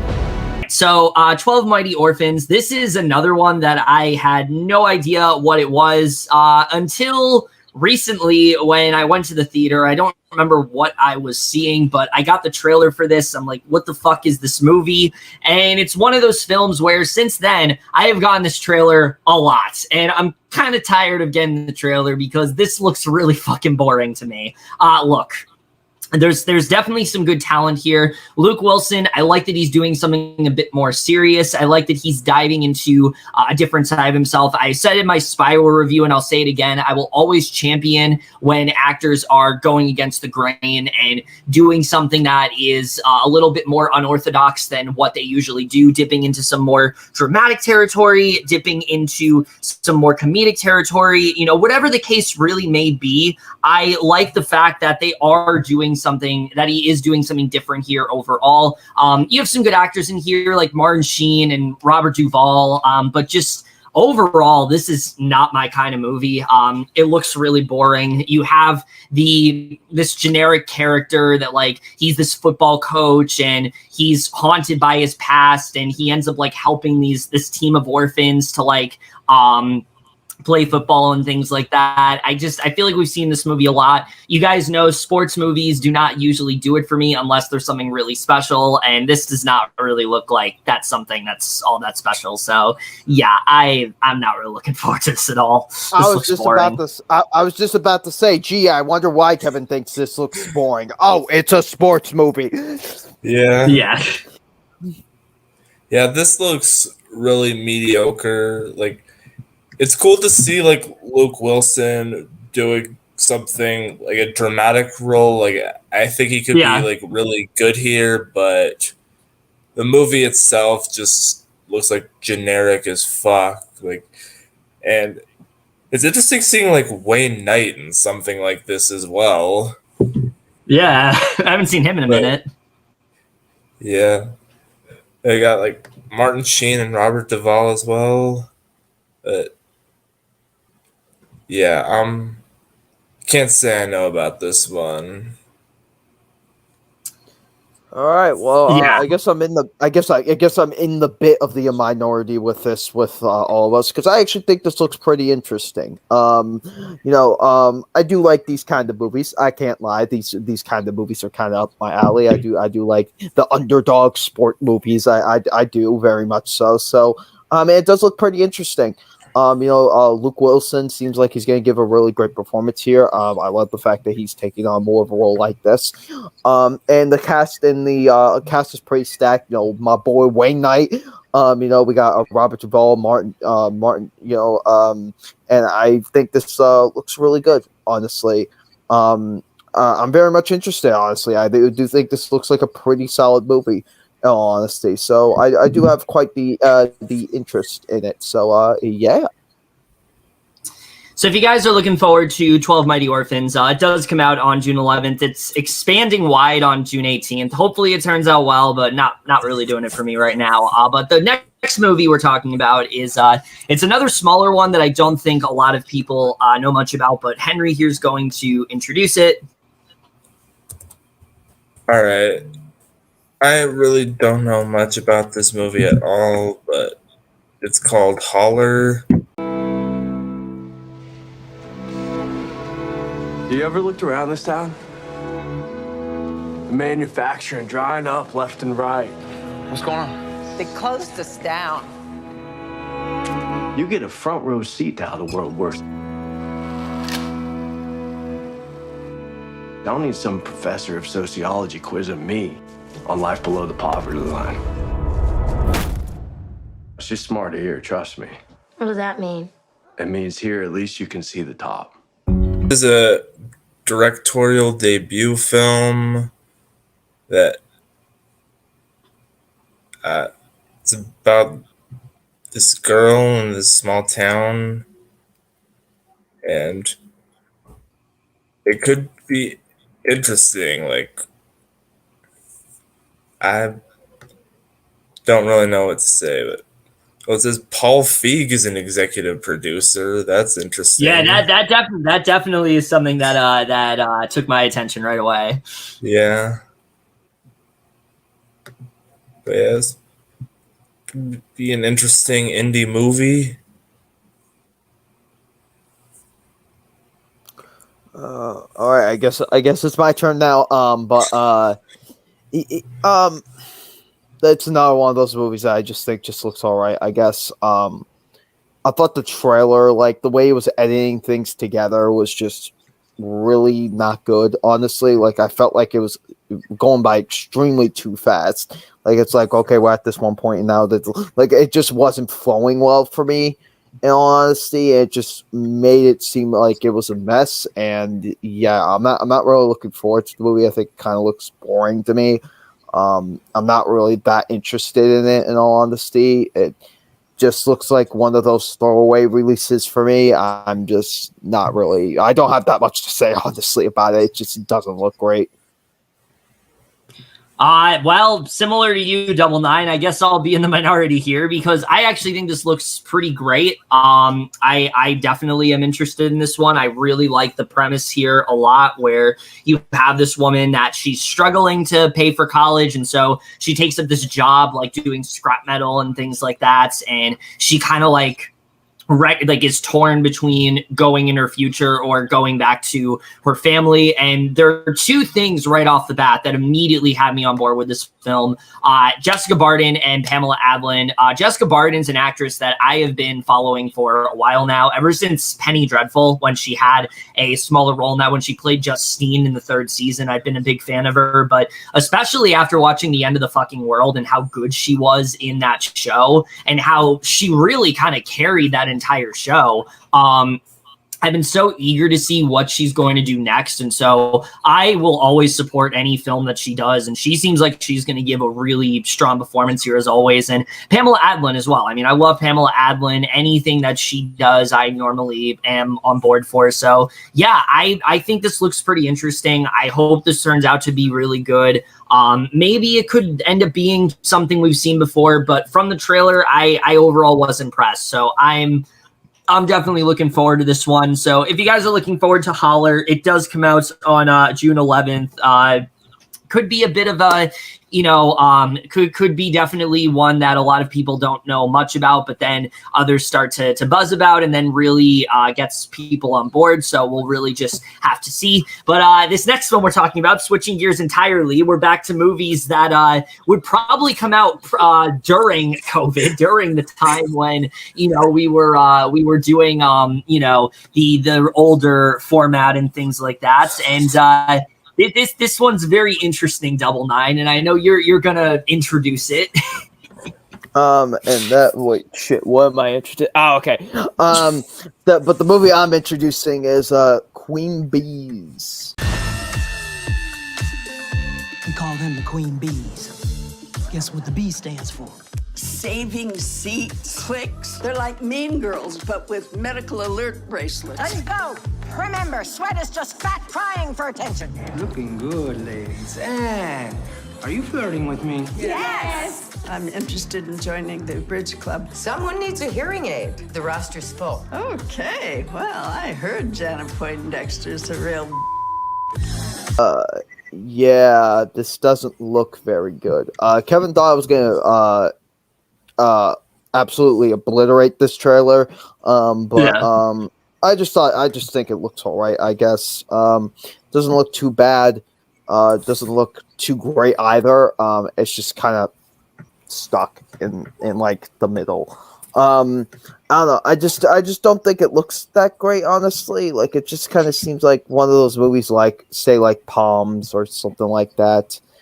This one doesn't look nearly as bad as Palms did. I ended up never seeing that because I never saw Palms. But we should watch it. Over my dead fucking body. Anyways, yeah, it doesn't look very good. I'm not really that interested in it, to be honest. It just, So it's funny that you bring up Palms, because the reaction that you had watching the Palms trailer is the reaction that I had watching this fucking bullshit. Oh my god. Queen Bees. Look, I will say right now, this is a good cast. There's a lot of people in here that I really do like. I like Ellen Bernstein a lot. I think she is usually really great in pretty much anything. James Caan is always a great actor. Anne Margaret, Elizabeth Mitchell, Jane Kern, Loretta Devine, and then Christopher Lloyd is in here, back to doing this kind of film again. And yeah, other than that, though, holy shit. I mean, this just seems like the most, like, LCD, like just lowest common, like just run of the mill sort of film that we've seen when it comes to like these elderly people, basically, and them just trying to like relive the glory days and things like that. But this one is taking it to a whole other level that makes it look so fucking obnoxious. The one scene especially that really had me just so annoyed is when they're like beating up all those guys and things like that. I'm like, what the fuck is this? Like, what am I watching? I couldn't believe the way that certain scenes are done here. This just looks like such an annoying and obnoxious movie. And again, I like a lot of these actresses, but it seems like their talents are being completely wasted in such a ridiculous film. And I am definitely not on board for this at all. Like I said, this just looks like bottom of the barrel in terms of like elderly sort of comedies that we've been getting. I feel like there's been a trend lately where it's like older actors do these films and they're trying to get relevant again. They're trying to get back in the spotlight. And this seems like one of the worst attempts yet to me. So yeah, if it wasn't for The House Next Door, this would definitely be my least anticipated of the month. This is one of those films where like after I watched it, I'm like, why the fuck did I put this on the list? Why are we talking about this? Like there's a lot of stuff coming out that like actually looks good. Why am I even bothering talking about this? But I know exactly why I'm bothering talking about this, because I don't want you to see it. Okay, don't watch it. Maybe it'll be good. I'll probably end up watching it at some point. But Jesus Christ, I am not excited with it. Henry, go ahead. I really was infuriated by this trailer. Yeah, the whole time I was watching this trailer, I was like, Kevin, where the fuck do you find this shit? Like, this looks like such a direct-to-video movie. Yeah. And it is, like, why is, like, Ellen Burstyn here? Why is James Caan and Christopher Lloyd here? This movie from the director of the Santa Claus sequels, Tooth Fairy, and Sharpay's Fabulous Adventure. Oh my god, is it? What the fuck? What a filmography. Yeah. I somehow did not even catch on to that. Holy shit. That makes sense. That makes so much sense now. Yeah. Because it literally Disney looks like he's directing this film like he directs children, like they're like, because he's directed all these kids films, that's all he knows how to direct. It all makes sense now. Yeah, it's like, yeah, definitely, like you were saying, like these like old people movies like Las Vegas, Palms, Book Club. I heard that one's actually pretty good. Las Vegas. Yeah. I saw that in theaters. I wasn't huge on it though. But I was like 13 at the time, so yeah. But yeah, I got to the end of the credits and I noticed that the name of the movie was listed as At Last, which is a great sign. Oh wow. That's great. So yeah, I'll probably watch it, like hoping it's like something stupid funny, but probably be dreading the whole fucking runtime. Yeah. Oh, I don't know if you know, it's also Gravitas Adventures, so that's also a great sign usually. Yeah, great studio. Oh yeah. Churning out nothing but amazing work, day after day, movie after movie. But yeah, if you're looking forward to Queen Bees, I guess check it out. But Jesus Christ, I just don't know. I think this is a movie we're gonna have to cast, Henry. I don't know if I'm gonna be able to watch this one alone. Yeah. So that comes out on June 11th. That's everything coming out on June 11th, by the way. Now we get into June 17th, where there is not a lot coming out actually on this day. Not a lot coming out the next week. But there is one movie that I definitely am pretty interested in, and that is The Hitman's Wife's Bodyguard. Michael Bryce was trying to put his past behind him. You need to forget bodyguarding. Repeat after me. No bodyguarding. No bodyguarding. Then he got pulled back in. Let's go! Jesus! To protect this homicidal nutbag's wife. What is he doing here? I said, get anyone but Michael Bryce. I believe it's pronounced Thank you. Man's Wife's Bodyguard overall, I am honestly looking forward to this because I know I'm in the minority, but I really enjoyed the first Hitman's Bodyguard. I thought that it was a really fun film. You had a really good duo with Ryan Reynolds and Sam Jackson. They worked really well together, and I thought like their characters and things like that were a lot of fun. And it was one of those films at the time, I remember I said, like, if they wanted to make a potential franchise, I would be down for it. And with this trailer, surprise, I'm down for it. I like what I'm overall seeing here. I think it seems like it could be a lot of fun. Salma Hayek was a huge standout in the first film for me. So the fact that she's getting more of a focus here has me really excited. I think there's a lot of fun stuff you can do with that character, diving more into just the really twisted relationship between her and Sam Jackson. That's something I'm definitely really excited to dive deeper into. But I also like that, you know, Ryan Reynolds' character is in a different place in this film now. He kind of wants to, like, he's kind of over this. He doesn't really want to be a bodyguard anymore, but he's constantly getting pulled back in. I think that could definitely be a lot of fun. And I mean, having Morgan Freeman here as well. I mean, this is the perfect kind of film franchise to put him in. I feel like he's going to fit right in. I'm so excited to see whatever he's going to do. We know jack shit about his character, but just the fact that Morgan Freeman is going to be in here very much does intrigue me. And Antonio Banderas as the villain, I hope is really good. Gary Oldman was definitely not the strongest villain in the first movie, so I hope he is really good here. Overall, I think this looks like a lot of fun. I think the action sequences look like they're going to be really good here. And overall, like I said, as someone who really enjoyed that first movie, I am overall looking forward to the sequel. I think it could be a lot of fun overall. Yeah, I myself can't say I was a huge fan of the first one, but this one definitely could go in different places. Like, we got, he wants to leave the business, and now like people are after like Salma Hayek, and and this is actually the first time that Samuel L. Jackson and Morgan Freeman are going to be in a movie together, so that's exciting. True. You would have thought that's happened already, but somehow it hasn't. Yeah, I was looking it up on Blu-ray.com. I was like, that's the first movie they're going to be in together. That's crazy. Yeah. But yeah, I'll probably watch it eventually. I did enjoy the first one. A lot of fun. It's a very fun comedy film.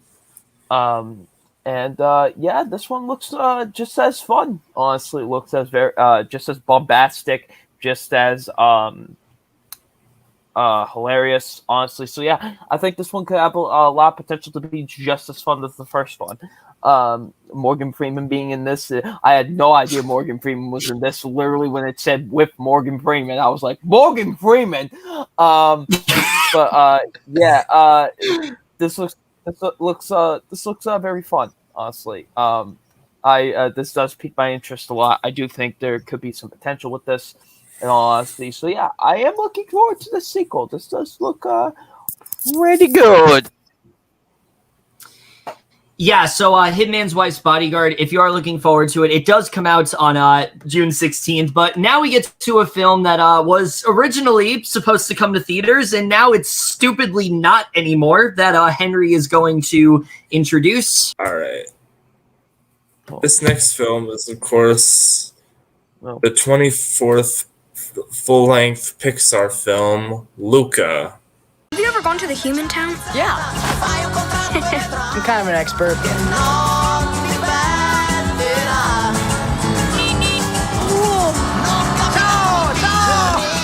Hey, little help!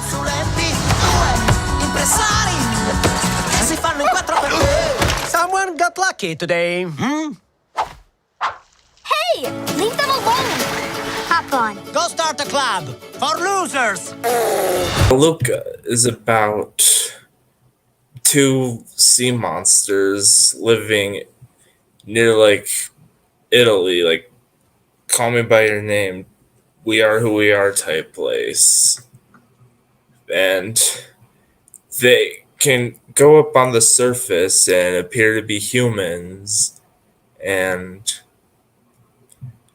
I think but the people there like hunt sea monsters, so they have to stay hidden. Mm-hmm.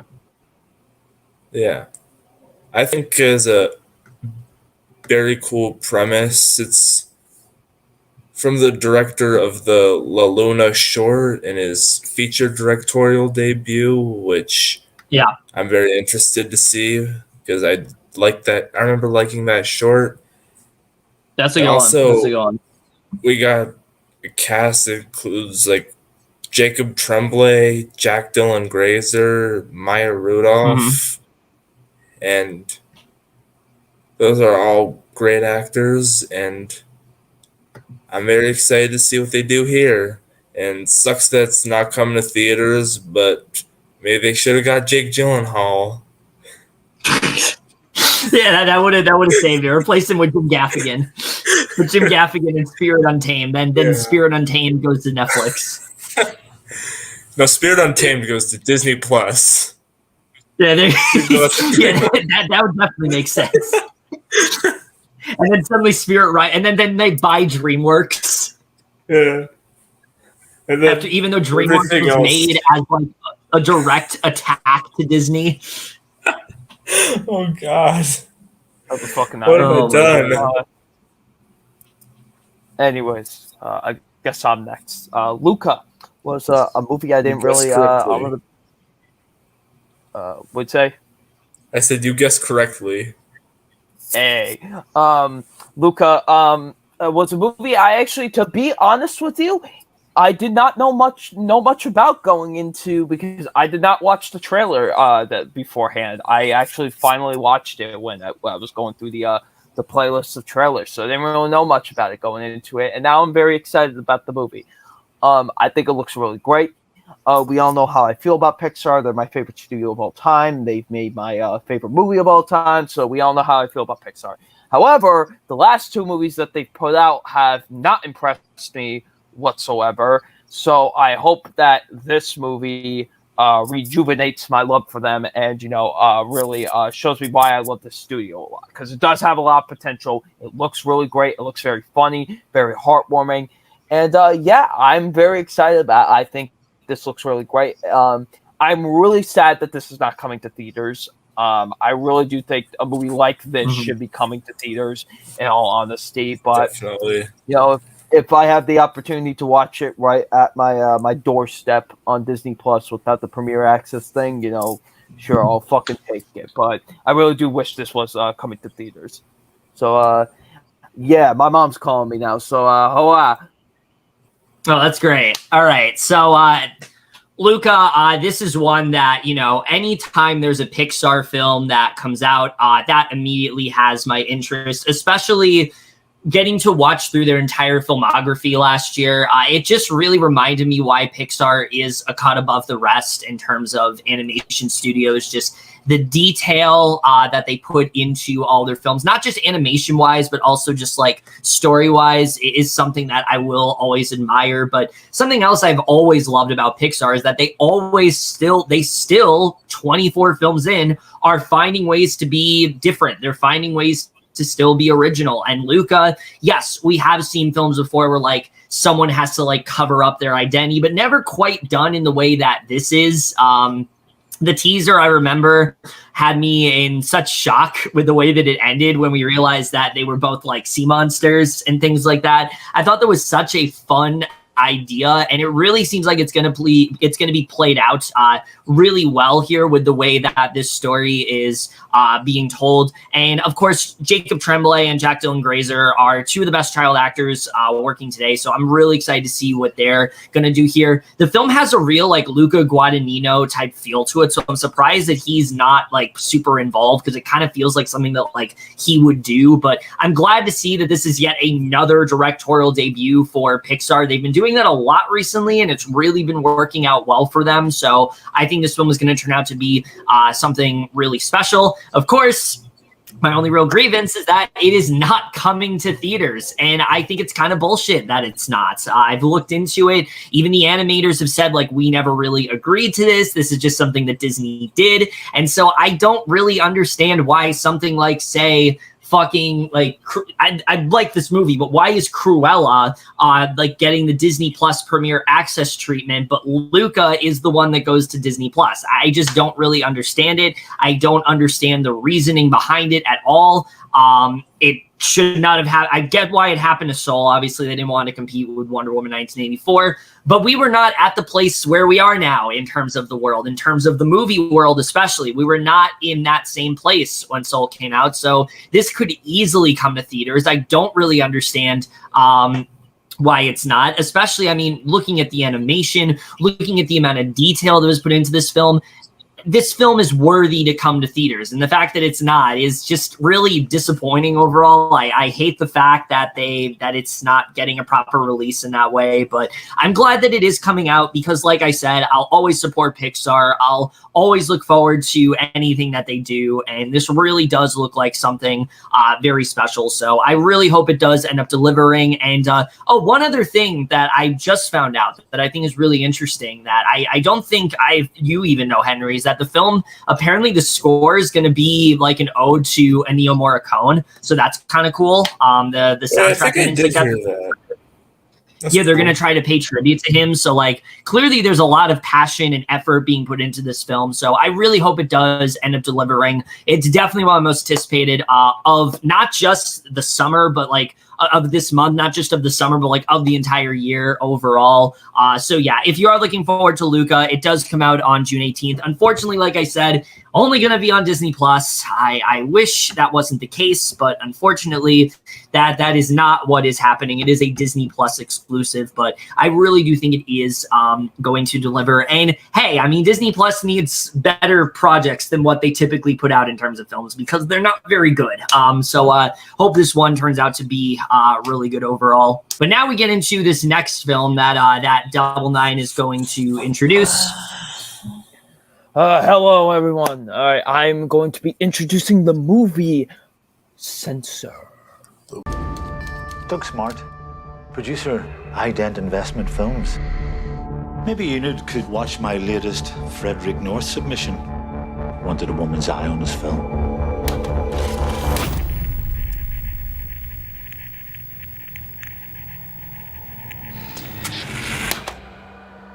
There's this actress. I've got this feeling that's Nina, my sister. This was a movie I did not know anything about going into it, and honestly, after watching this trailer, I gotta say, I'm very impressed. I think this looks really intense, honestly. I think this looks like a really intense thriller, in all honesty. Definitely has some very creepy, very intense imagery. I really like the story with this. I think this could be, if done right, I think this has the potential to be a really great thriller, in my opinion. I gotta say, this was a trailer that really did take me by surprise. Honestly, I really dug this a lot, and I think this could be something great. Yeah, Censor, this is one that I, back when Sundance was a thing, I was really intrigued by this one. I really wanted to try to see it, but unfortunately it just didn't end up materializing. But it's one that since then I've been very interested in watching. And from this trailer, I mean, it has my interest even more so. The concept alone, I think, is really interesting, where you have this girl and she is this film censor of sorts. She's someone that she's in charge of, censoring films, and she witnesses something like really disgusting. And so she thinks it might be connected to like the mystery of like her sister's disappearance. And then suddenly the lines start to blur between like reality and fiction. And so I think that's a really interesting concept for sure. It seems like this film, it's going to get really weird. It's going to get really gross, but I think it's going to be done in a really interesting way. And the other thing that very much has had my interest, and something that definitely has me even more excited for this film, is the fact that apparently people are saying that this is the Possessor of this year. And you guys know how much I loved Possessor. It was my favorite horror film of last year. So I really do hope that this, especially if people are comparing it to that, not saying it's going to be as good as that film, but like if people are already comparing it to Possessor, this film has to be something really weird and different. And that definitely does have my interest for sure. So yeah, I'm very excited for this one. Definitely one of the most anticipated of the month for sure. Very much looking forward to it. Yeah, I remember hearing about this one at Sundance as well, but I just watched the trailer and it did remind me a lot of Videodrome, which is one of my favorite horror movies. So, yeah, I'm very intrigued. Sounds like a cool premise, and I'll probably check it out. All right, so if you are looking forward to Censor, it does come out on June 18th. Very much looking forward to this one for sure. Hoping it turns out to be really good. But the next film we're going to be talking about is it's another one that this is a film that it seems like something we've talked about before, but it's not. It's a different film. It is Siberia, not with Keanu Reeves, this time with William Dafoe. It is called Siberia.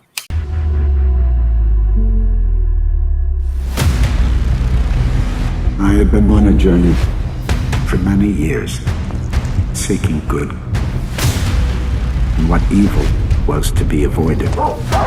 They say you're a great magician.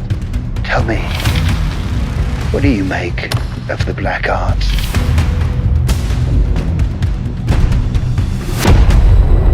And then something spoke to me. What was it? This one's funny because, 2018, that horrible July movie preview, we talked about a film on there that I don't like to remember because it was a fucking disaster. But there was a film on there that we talked about. It was called Siberia. That film starred Keanu Reeves. And this is a film that I watched like 15 minutes of. I never finished it. And so seeing there was another movie called Siberia gave me a sense of deja vu. I'm like, what the fuck is going on here? Are they releasing this again? No, it's just another film. This time it stars William Dafoe. And I'm not going to lie, it looks pretty boring. Honestly, if William Dafoe was not in this movie, I don't think we'd really be talking about it at all. I don't really think this looks like anything that special. I think Dafoe will probably give a good performance, but other than that, I'm not really all that interested. I think there's some interesting ideas where, like, he is running this bar in Siberia and he, like, has these, like, hallucinations. And he's like confronting all these like different memories and things like that of like people that he's lost in his life. But I don't know, the trailer just didn't really grab me overall. And I don't really know if this film is really going to deliver in the way that I wanted to. So yeah, I don't have much to say other than it looks fine, I guess. Next movie. Well, we can't go to the next movie because we still have to give our thoughts about this. Well, I know that, but like, you know what I mean. Oh, my turn? Yes, Henry. Yeah. All right. Yeah, I watched the trailer, but I don't remember much about it at all. But I thought like the visuals were cool, and Willem Dafoe's probably going to be good, but I can't say much. I looked like who the director was, and he did movie with Christopher Walken called King of New York that I heard good things about. But oh, really? Oh, shit. Yeah. Yeah, I did hear about that.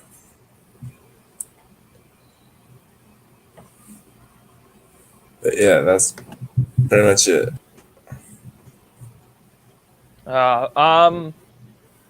Yeah, it's another one of those movies, man. Yeah, didn't gravitate. Did not do anything for me whatsoever, fucking ever. Doesn't look bad, or anything like that. But my God, does it look mediocre? Holy hell. Yeah, I'm not really looking forward to it. It just kind of just looks whatever to me.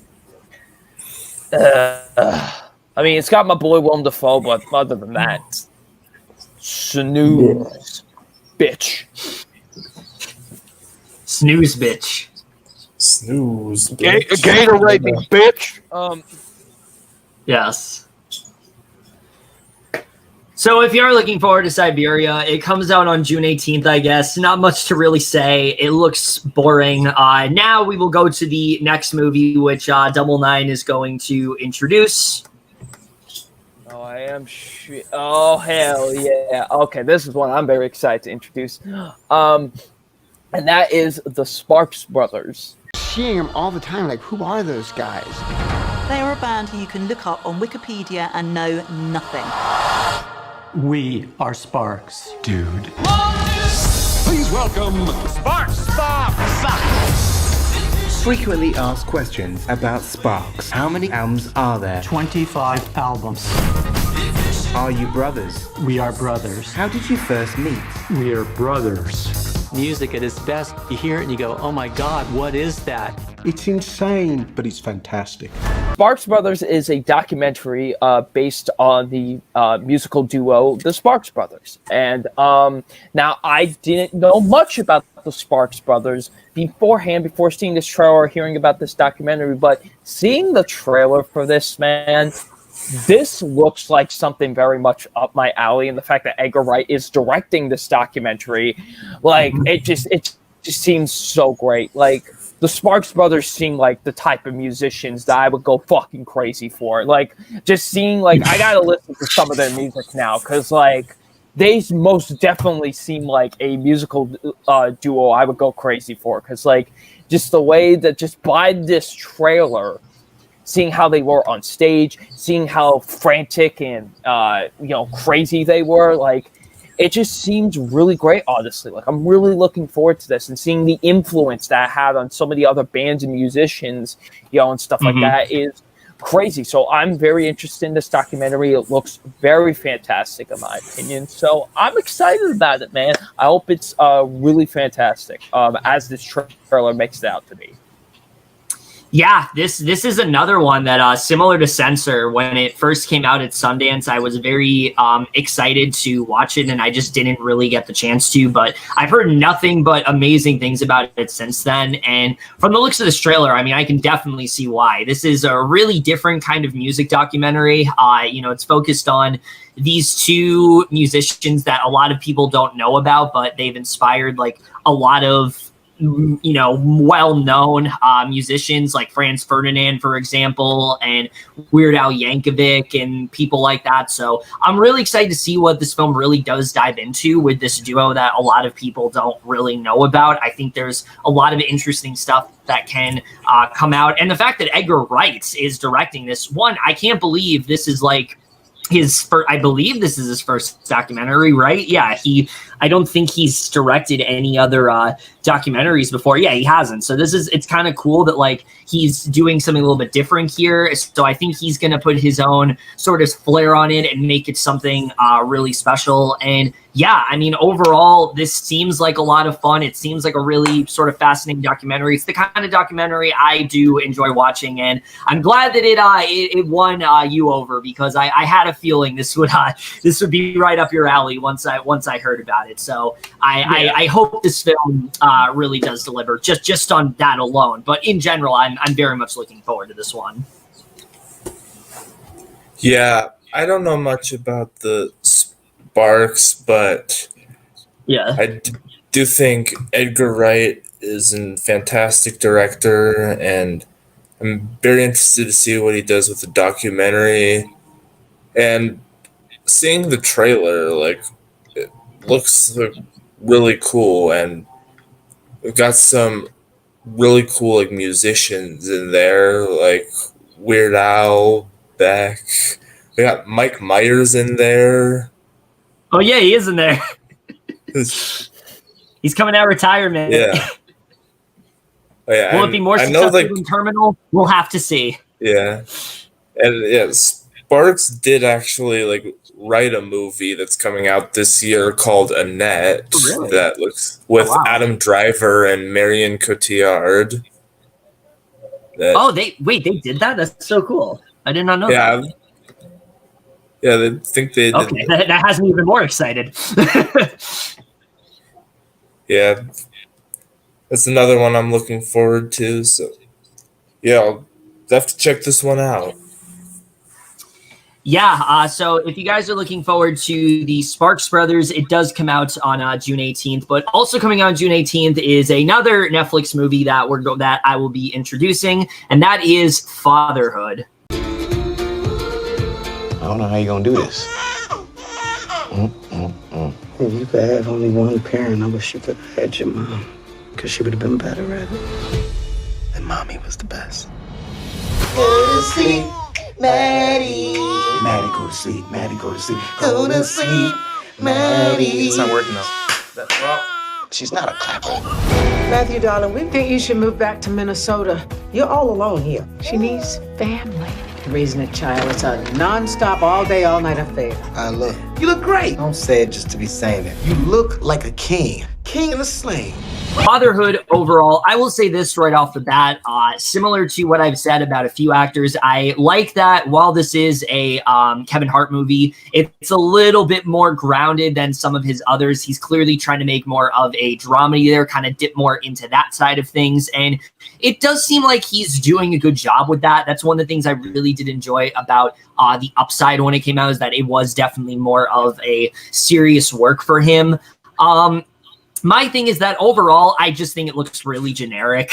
We've seen this story way too many times before, where his wife passes away and now he has to raise like the kids all on his own. Like I said, I like that this is going in a more sort of dramatic direction, and I think it really is going to show Kevin Hart's range as an actor, but it just doesn't look like anything particularly that special to me. The one thing that definitely does have me excited is that both Melody Hurd and Deborah Ionday from Them are going to be in this. And I absolutely adored their work in that show. Regardless of what I thought about that show, their performances were fucking incredible. And I'm just really excited that already we are seeing more work from them. And especially Melody Hurd, who has such a huge role in this. I'm really excited to see what she ends up doing. Lil Rel Howery as well, Alfred Woodard, Paul Reiser, really good cast overall. Like I said, just as a whole, it just looks kind of generic to me, and that's what's holding it back. I hope that it does turn out to be something fresh, something special,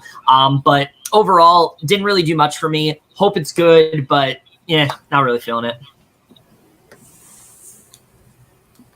Yeah, I saw this trailer, and it's like, all right, like I'm not like that huge a Kevin Hart fan, but it's interesting to see like a drama. I think there could be like some heart here, like besides Kevin Hart, obviously.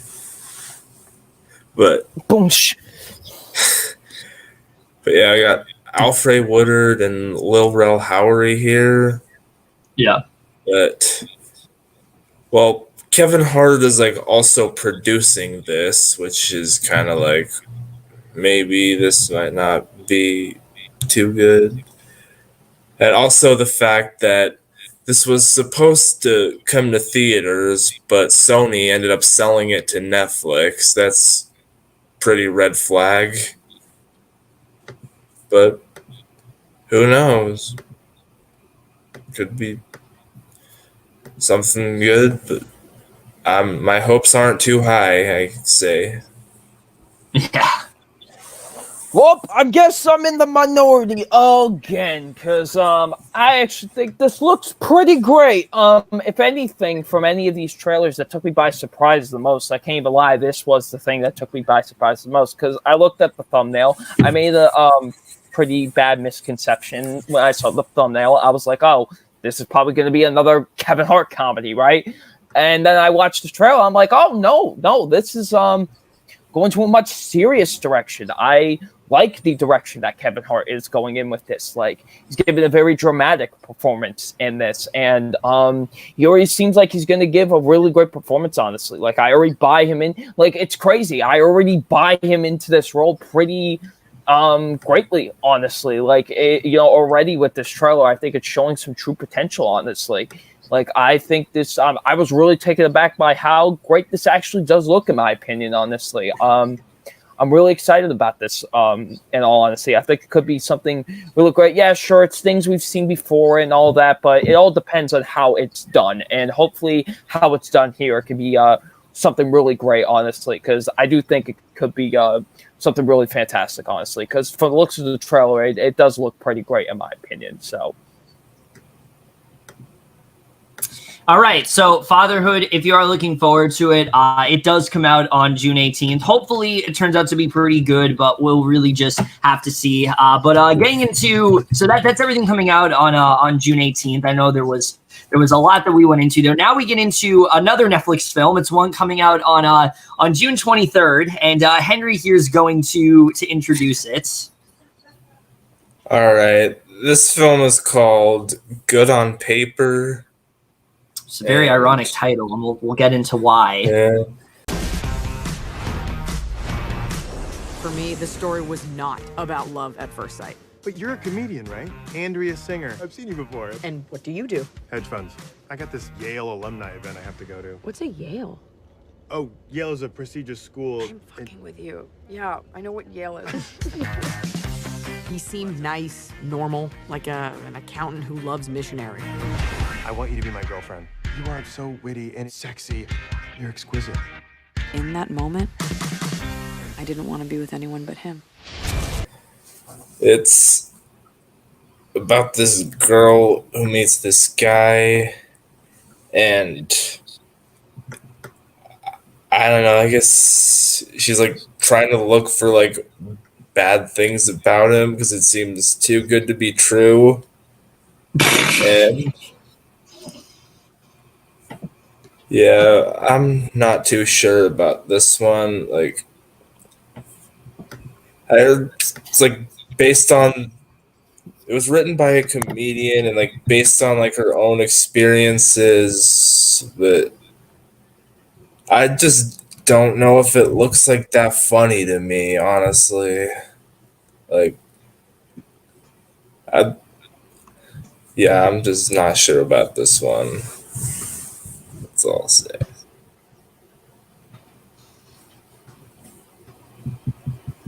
Oh, it's my turn. Sorry about that. That is how it works. That is sorry about that. But no, I don't think this looks that good. Yeah, I'm not. I didn't laugh a single time during this trailer. In all honesty, I just, I'm not really looking forward to this. This kind of looks like a very generic comedy, in my opinion, and I'm not with it. I'm not with it at all, honestly. Yeah. Oh my god. Look, there's a lot of Netflix films we've talked about here, and this is the kind that I just really don't understand why they're still making. There's a lot of or distributing rather, because they don't make these films, they distribute them. There's a lot of films that they distribute, some of which are really good, some of which are kind of questionable, and then there are some where I'm like, what the fuck is this doing on here? And I feel like this is that kind of film. There's always that one comedy every single year that comes on Netflix, and I'm like, why the fuck did you distribute this? And I feel like this one's gonna fit in there. Look, I don't have anything bad to say about Ilse Schilzinger. I think she can definitely be funny. I've seen her be funny in things before, but this film is not really working with me in terms of her comedy. I don't think anything here seems very funny. In fact, I think it looks kind of mean-spirited in some ways. The fact that she meets this guy and immediately just like gets red flags from him for no real reason. She just assumes that he's bad and then proceeds to do all this crazy shit as a result. It's like, it just looks so nonsensical and stupid in that way. And it seems like one of those movies I'm going to watch with these guys on here, and we're either going to laugh at it or we're going to fucking hate our lives. And unfortunately, I feel like it's going to be the latter. I really do. I do not get very good vibes from this trailer at all. I really do feel like this is one of those comedies that is just going to be very bottom of the barrel. Maybe I'll be wrong, but I am not feeling this very much at all. Very much one of my least anticipated of the month. Hopefully it turns out good, but we'll really just have to see. If you are looking forward to Good on Paper, it does come out on June 23rd. Oh, yeah, that's the other thing. Good on Paper. No, this movie is not good on paper. It's a really fucking stupid premise. So I don't even think that's an accurate title. But we'll have to see how this film does really turn out. Anyway, that, of course, comes out on June 23rd. Now, a lot of you might be wondering, why is the structure of this movie preview done in the way that it is? Why has FilmFan been going first and you haven't? Well, it's mainly so he gets the chance to talk about his most anticipated film of the summer and also introduce his most anticipated film in the summer that is coming out. So go ahead. 1 second. One second. One second. Oh, what's happening? I don't know what's about. I really don't know what he's about to do here. I really don't know. The movies, the popcorn, the pretzel, family. Anyways, ladies and gentlemen, boys and girls, children of all ages. Wow, that was very underwhelming. I was gonna spotlight you there. I was gonna give you your time, and you gave me nothing. Oh, well, do you want something? Fine, I'll give you something. All right? How about this? Family! Family. Oh. What the fuck was that? Was that something? Was that good enough for you? I mean, it made me laugh, so I guess it works.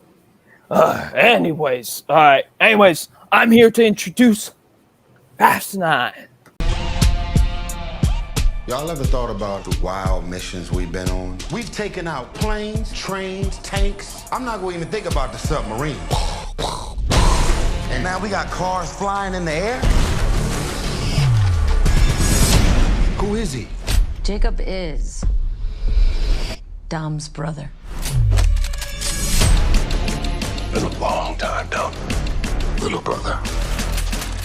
You always say never turn your back on family, but you turned your back on me. Now your little family is in my world.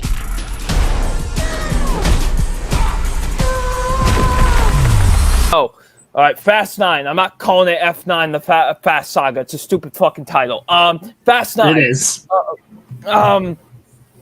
But as we all know, I am a big fan of the Fast and Furious franchise. It's my favorite action franchise of all time. Probably like top 5 overall favorite franchises too.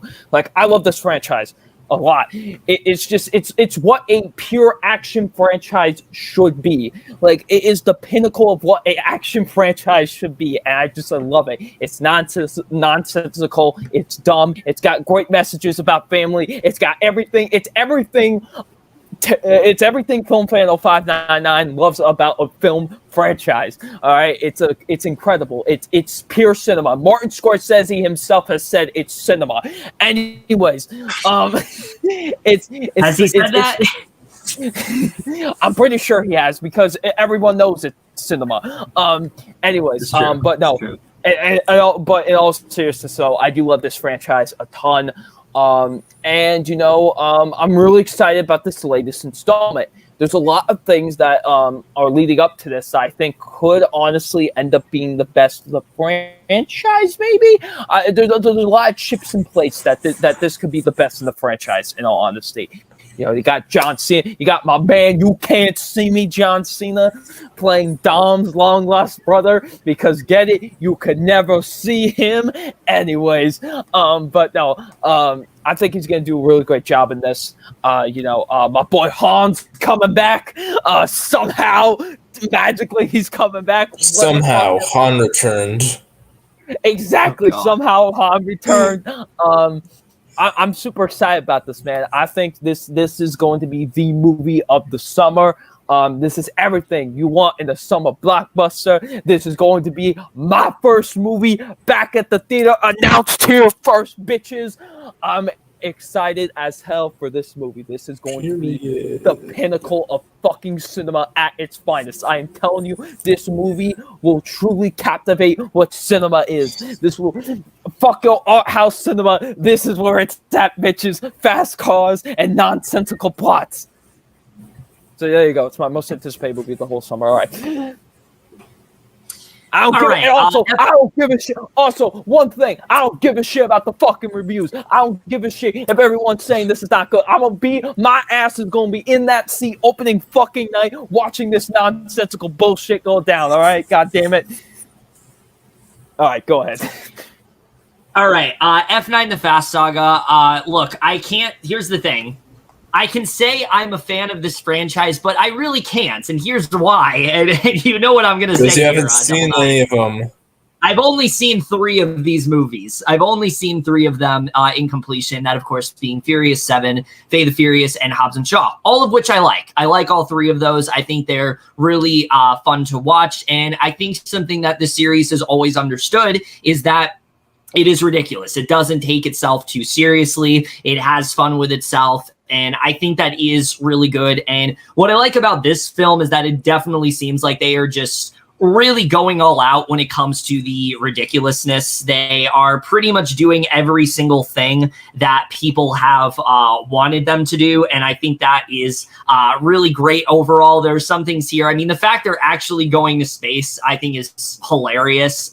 That always seemed like it was a joke. And the fact that they're actually doing it, I can't even imagine how that's going to turn out. I can't even imagine what they're going to do when it comes to them going to space. That's going to be insane to watch for sure. And then, I mean, just the shot alone of Dom like driving the car off the bridge, and somehow he's found a way to he's found a way to have that like grappling hook towards the car, so like they're not like driving off, they're able to get around the bridge and things like that. It's just absolutely ridiculous. And then John Cena being here as well. I can't believe he hasn't been in this franchise already. I feel like this is definitely like the right vehicle, no pun intended, for him to be in. I think he definitely seems like he's going to do a really good job here. I will say I don't really know how I feel about Dom having a long-lost brother. I don't really know how that's going to work. I think that's a little too silly. But we'll see how that all does go. My brother... Nothing's too silly for this goddamn franchise at this point. My one real hesitation, I will say, though, is that I don't really like the fact that Han's back. I think it's kind of stupid. That's one of those things where I've said this for every franchise, and you're entirely too damn loud. My air conditioner's going. How can you hear me? How can you hear me when my air conditioner's going? I can still hear you. That doesn't make sense. I can hear you. You're waking us up. All right. Anyway. All right, my one real hesitation, I will say, when it comes to this movie is that I don't really like the fact that Han is back. I've said this before with a lot of franchises, and I'll say it for this one. If you get to a point in your franchise where you're just relying on fan theories and you're basically just doing whatever fans want and you're just kind of like catering to them, that tells me you're kind of out of ideas and you really don't know what to do with your franchise anymore. Maybe I'm wrong, but just the fact that he's back, I think, is a little bit too stupid for this franchise. But that's really the only thing I will say. I think everything else that they're doing, it seems like it's going to be a lot of fun. Really great cast here overall. I like the fact that like Kurt Russell and Charlize Theron are back. I think they're going to be really good. Jordana Brewster coming back as well. I think that's going to be interesting to see what she really ends up doing here. I think that's going to be interesting. And then Justin Lin coming back to direct. I mean, he obviously, I think it's he's done a couple of these before, and I heard, he did some really great work with Fast 5 and Fast and Furious 6, so I think he is going to do a good job directing this film. I don't really like the person that is writing it with him, though, Daniel Casey, who the only work that writer has done prior is the movie Kin, a movie I've completely forgotten about and was not anything special in terms of writing, so that has me a little bit on the fence as well. But other than that, I think this does look like a lot of fun. I think this could be a really fun, just dumb summer blockbuster. And that's exactly what I want it to be. I don't want this film to take itself too seriously, but I also want it to be a film that, again, doesn't feel like this franchise is running out of steam. I wanted to find ways to bring something new to this franchise, find ways to still tell fresh stories. And I hope this film is able to do that overall. So yeah, for the most part, I'm definitely looking forward to this one. I think this looks like a lot of fun, and we'll have to see how it really does turn out. And yeah, I mean, get excited, Double Nine, because tickets go on sale tomorrow. Even though they went on sale in February 2020. Oh my god. That's crazy. All right. I just told you. And I got quieter. No, you're not. It's because I'm very close to the door. Then do something. I can't do anything. You know what, Kevin? You need to be quieter. If you had an air conditioner, no, this would not be an issue. I'm sorry. No, the answer is not for me to put an air conditioner. Yes, it is. No, the answer is for you to be quieter. The answer is for you to be quieter. To go to a different damn room or shut up. I'm not going to. It is 11:30 at night. I'm trying to sleep. I have to work in the morning. I don't understand why now you're hearing me when all the other times I've done these, you haven't. Because you're louder right now. My air conditioner is on. Then turn it down or turn it off. All right. Yeah, I haven't seen like Fate of the Furious or Hobbs and Shaw yet, or Tokyo Drift actually, but the rest of the movies I have seen and I have enjoyed, and I think like there have been like many different eras of the franchise, and with this one, like John Cena coming in and they're going to space, I think we're in, and apparently they want to do like a Jurassic World crossover in the future. No, that's not real. We got this covered. That's not real. Oh, really? Ah, shit. I don't believe a single thing I see off We Got This Covered. They can literally put anything. So that's not, I don't think that's a real thing. Right. But yeah, this besides that, like we are entering an era that just going crazy, stuff happening, and I'm here for it because I think what's next? I think they said like the 10th movie is the last one. So yeah, they did. This and that, I'm excited for them to go all out. Hell yeah. All right, so if you are looking forward to F9 The Fast Saga, it does finally come out on June 25th. So those tickets that you had in February will finally be valid because it'll be finally coming out on that day. But also coming out on June 25th is another film that we're going to be discussing, and that is I Carry You With Me.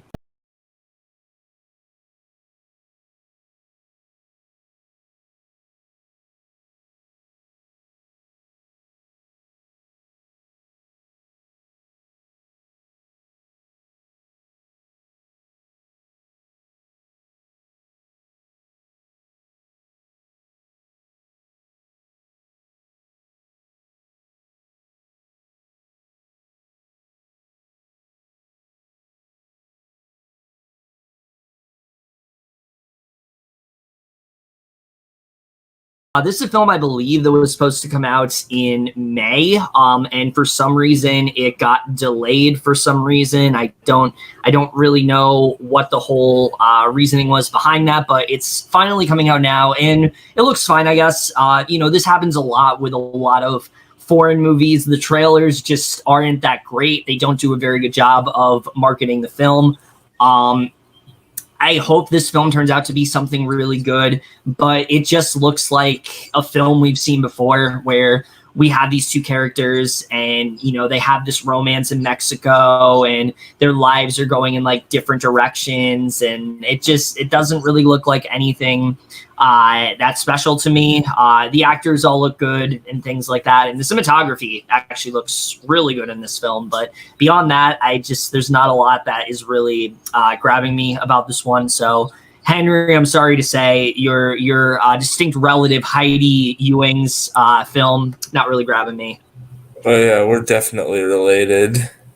I mean, yeah, you have the same last name. Yeah. Yeah, I'm not sure I know about this one either. Like, I mean, it could be really good or it could just be like mediocre. But I think like from like reviews is 96% on Rotten Tomatoes, so Yeah.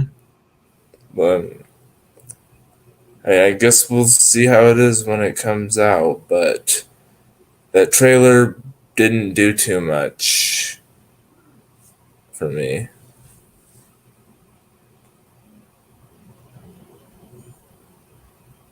Yeah, I'm gonna be honest, I kind of forgot about this movie. Didn't even lie to you. Yeah, whatever, I guess. I really don't have much to say. All right, so I carry you with me if you guys care about it. It does come out on June 25th. Hopefully it turns out to be really good, but again, we'll really just have to see. But the next one we're going to be talking about, also coming out on June 25th, Henry is going to introduce. It is not a film from his distant relative. It's another film. All right, this film is called Werewolves Within. I know it's easy to get caught up in the fear of the situation. I know it's easy to point the finger and fear each other. But can we all just take a breath? And just hold off on being enemies. All I'm asking is that you be a good neighbor. Like Mr. Rogers. With guns, though. With guns, yes. And this is like a comedy horror movie. Yeah. About werewolves, I guess. It's based on a video game, which is weird because I didn't know that.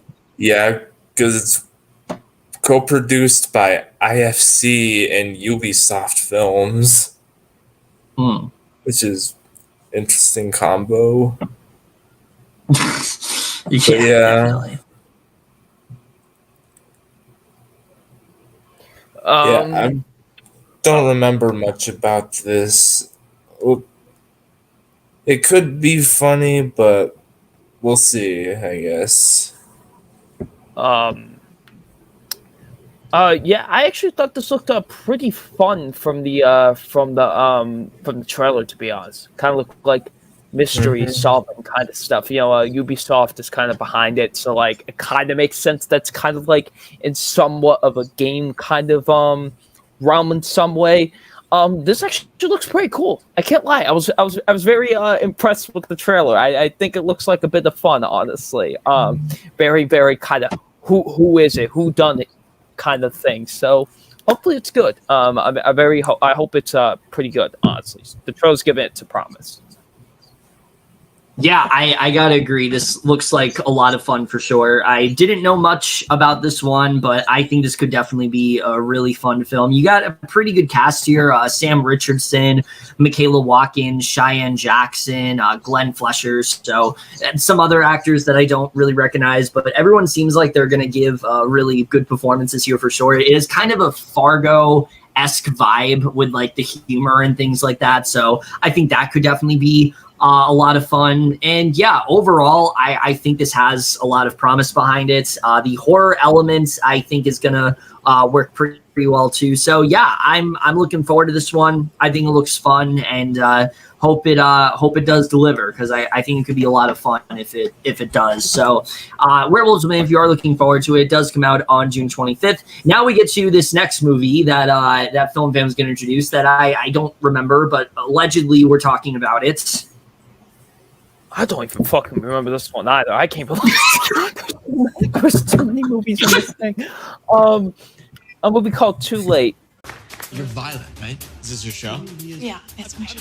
I'm a booker. You're Bob Divorce's sister. So you booked Too Late, right? That job is your whole life. It's not so bad. He's never gonna let you go. Value yourself, Vi. There's more to life than a boss who only lets you peek inside the party but never invites you in. Violet, don't forget. Dark of the Moon. Here's what I'll say about it. Too Late is a great song off of the critically acclaimed album from 2020 by The Weeknd called After Jesus Hours. Christ. I really love that song a lot. Yes. And that's all I've got to say about this, because I do not remember this movie at fucking all. I do like me some After Hours, and I do like me some Too Late. But I gotta be honest, I don't remember this fucking trailer, man. I don't remember anything about this. Henry, anything to add? Yeah, I vaguely remember the trailer. I guess there's like this woman who is a comedian, but her boss is like a monster, and like Fred Armisen showed up at the end. I guess we'll see how it is.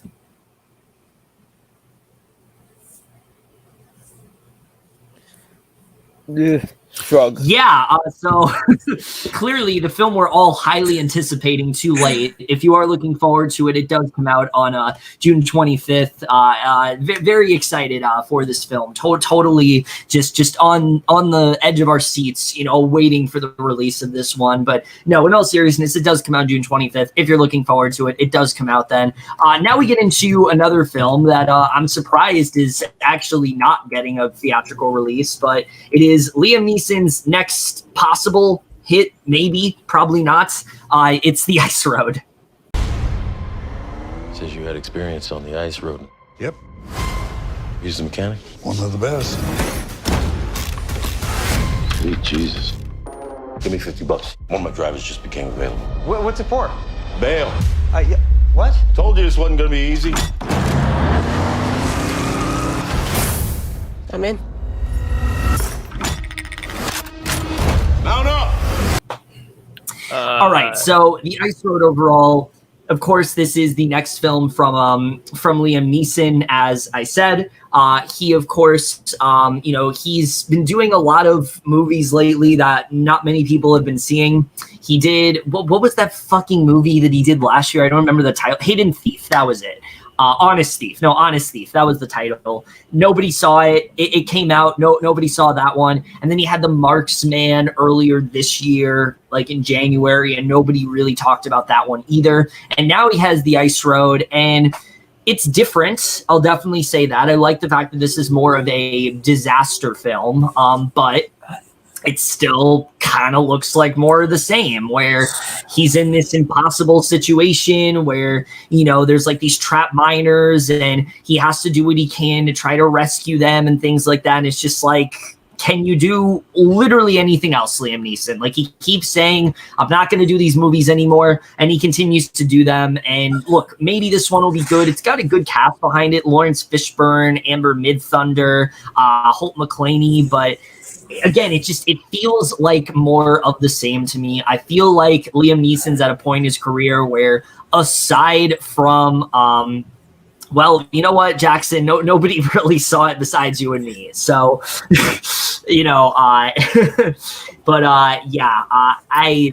aside from the location that he's in and like the different stories, a lot of his films are starting to feel the same, and this really doesn't look like anything that different. So yeah, I don't have much to say about this one. Double Nine, anything?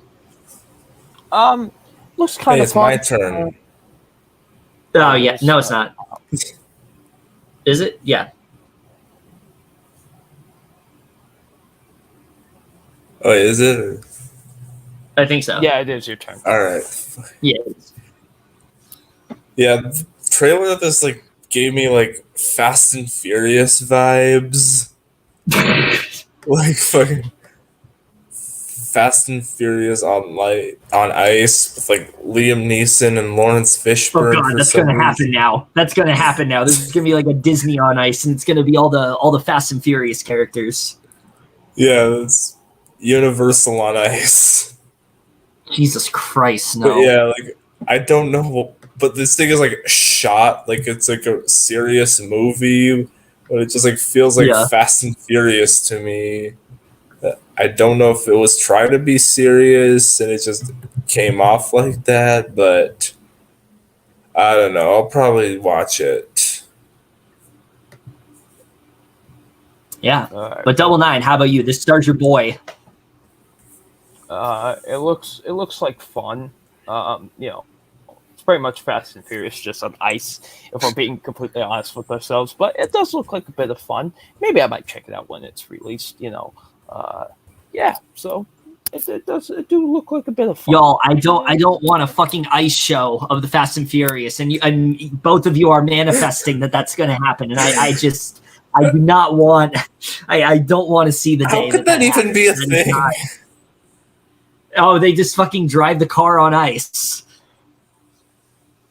I don't And like they just find a way where it's just like I don't fucking know. It doesn't submerge on the ice. But anyway, if you're looking forward to Fast and Furious on ice, it does come out on June 25th. Hopefully, it turns out to be good. But I'm not really feeling this one. This next film, though, I very much wished I was introducing instead the last one I talked about. But Henry here is going to introduce it. All right. This next one is a Hulu original movie called False Positive. How are you? A little crazy. I'm seeing things. Honey, me too. I'm having the wildest mommy brain lately. I don't think it's mommy brain. I think Dr. Rindle did something. I think they're in on it. In on what? And it's basically like kind of like Rosemary's Baby, where there's this woman and who's having a baby, but she suspects that like her husband and doctor are like doing some like demonic shit. And yeah, it has like a pretty solid cast with Alana Glazer, Justin Theroux, and Pierce Brosnan, and it's Say that name again, please. Justin Theroux. Oh, you said Justin Theroux. Whatever. And yeah, A24 is producing it. So yeah, this looks pretty interesting. I hope it's good.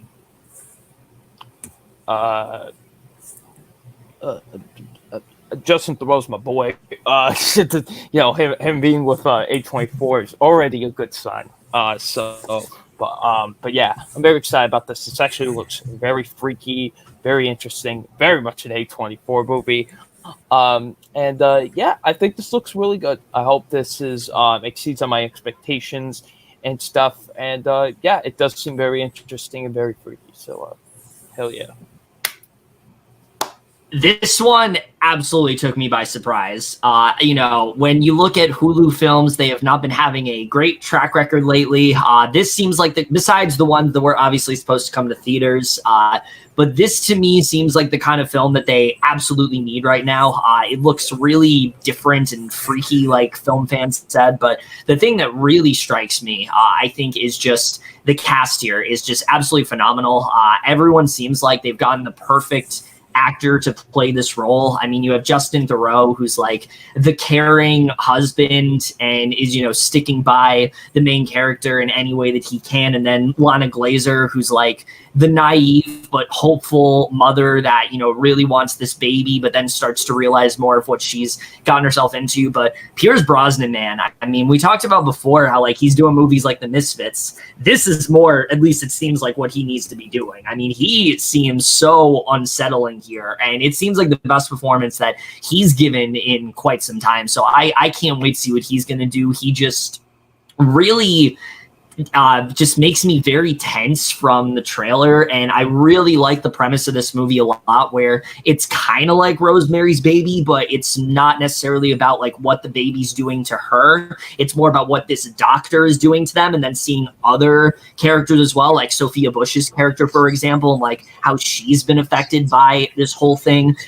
This just seems like one of the most intriguing and different sort of horror films we've gotten in quite a bit. I think this film is going to be something really special. I am very much down for this one. The more marketing we've gotten, the more excited I've really become, and it's gotten to a point where I do think this is one of my most anticipated of the month. So overall, I am very much looking forward to this one, and I really hope it does end up delivering, because I think it could really end up being something really special. So false positive, if you guys are looking forward to it, it comes out on June 25th.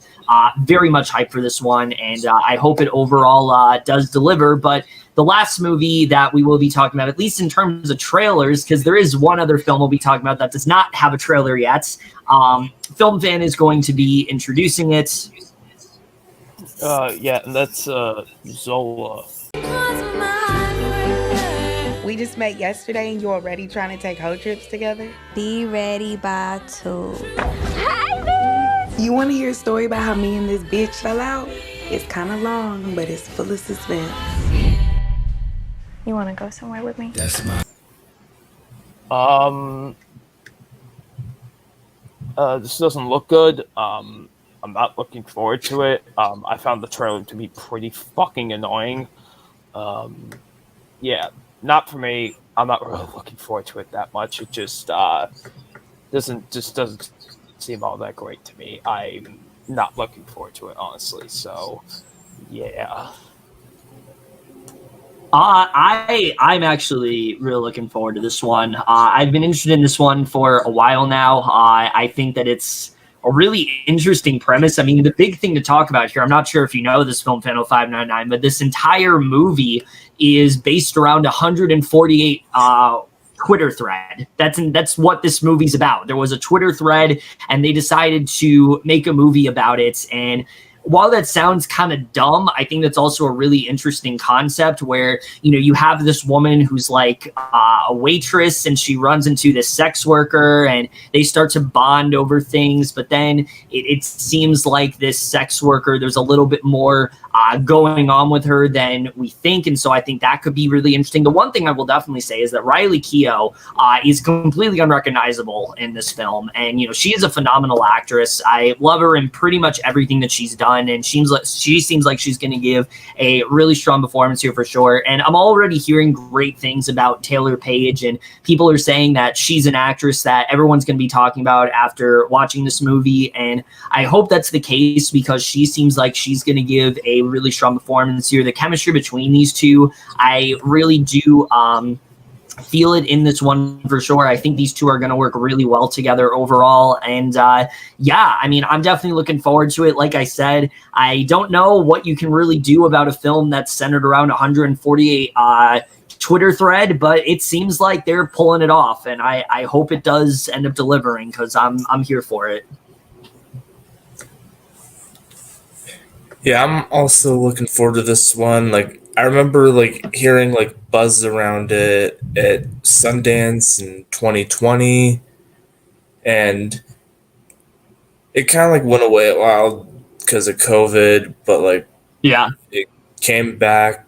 The hype for it came back, and people were like mentioning it, and I didn't even realize the trailer came out, but like I watched it like before, like we did like 22 Tiger Dudes anticipated video, and I thought it looked interesting. Like I think that Taylor Page, Riley Keough, and Coleman Domingo are gonna kill their roles, and I'm absolutely here for it. Like, I know, like, it's based on like a bunch of tweets, but which that's not like the most ideal like way for movies, but it is 2021, so anything can happen. But looks like A24's got another winner on his hands.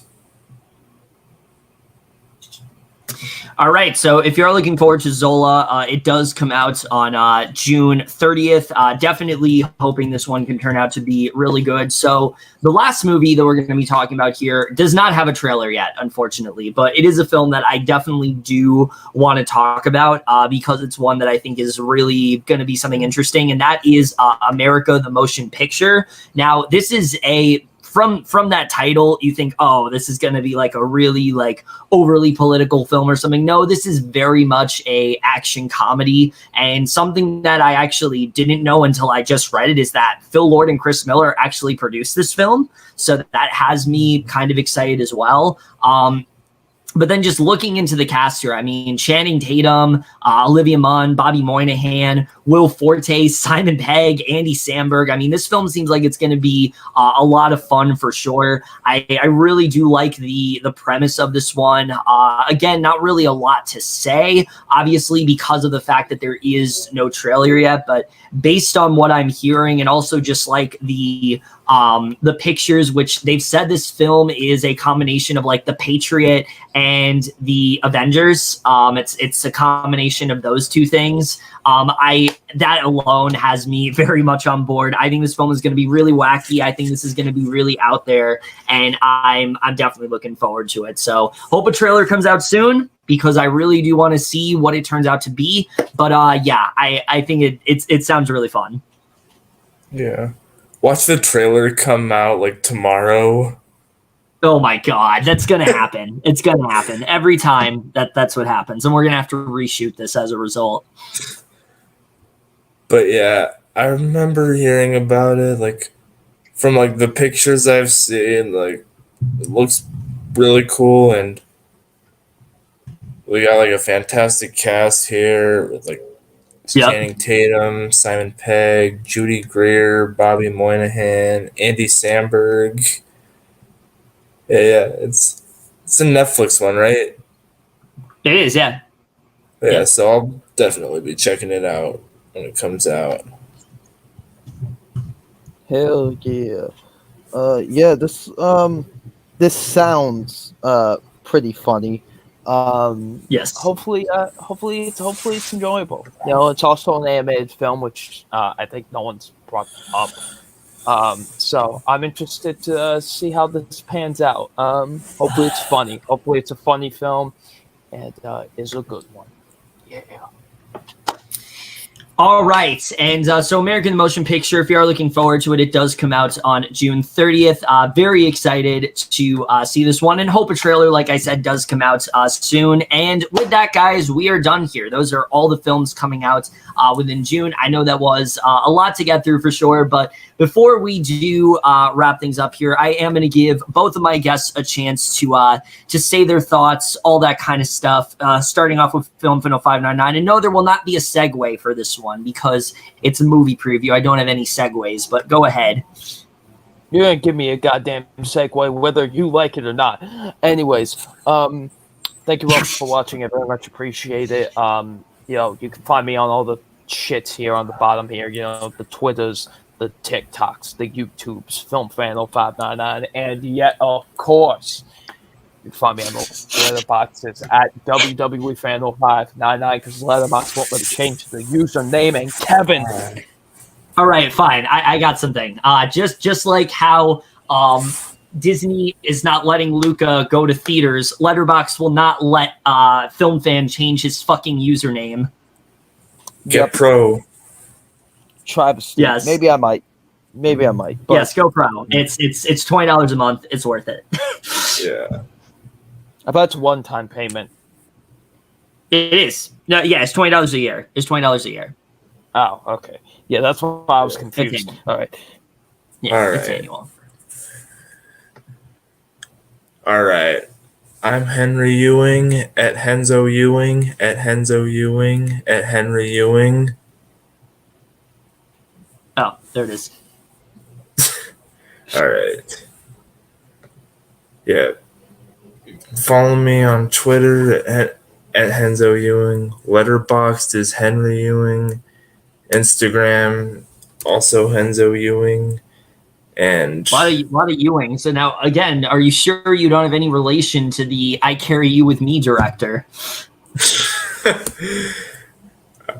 I might be distant related, but I don't know. But yeah. Here comes the shock. Anyway, that's it for this installment of the movie preview. Always a lot of fun to do this for sure. Thank you to both of my guests for being here. Of course, thank you to Auburn Wanderer for his wonderful, wonderful cameo, just ripping Peter Rabbit 2 to shreds. That's always a lot of fun to do for sure. But other than that, guys, that's it for this video. Hope you guys enjoyed it. We'll see you guys in my next video. Of course, comment down below. Let us know what you guys think of any of the movies coming out in June. We'll see you guys in my next video, and we'll see you guys for that. Okay, bye.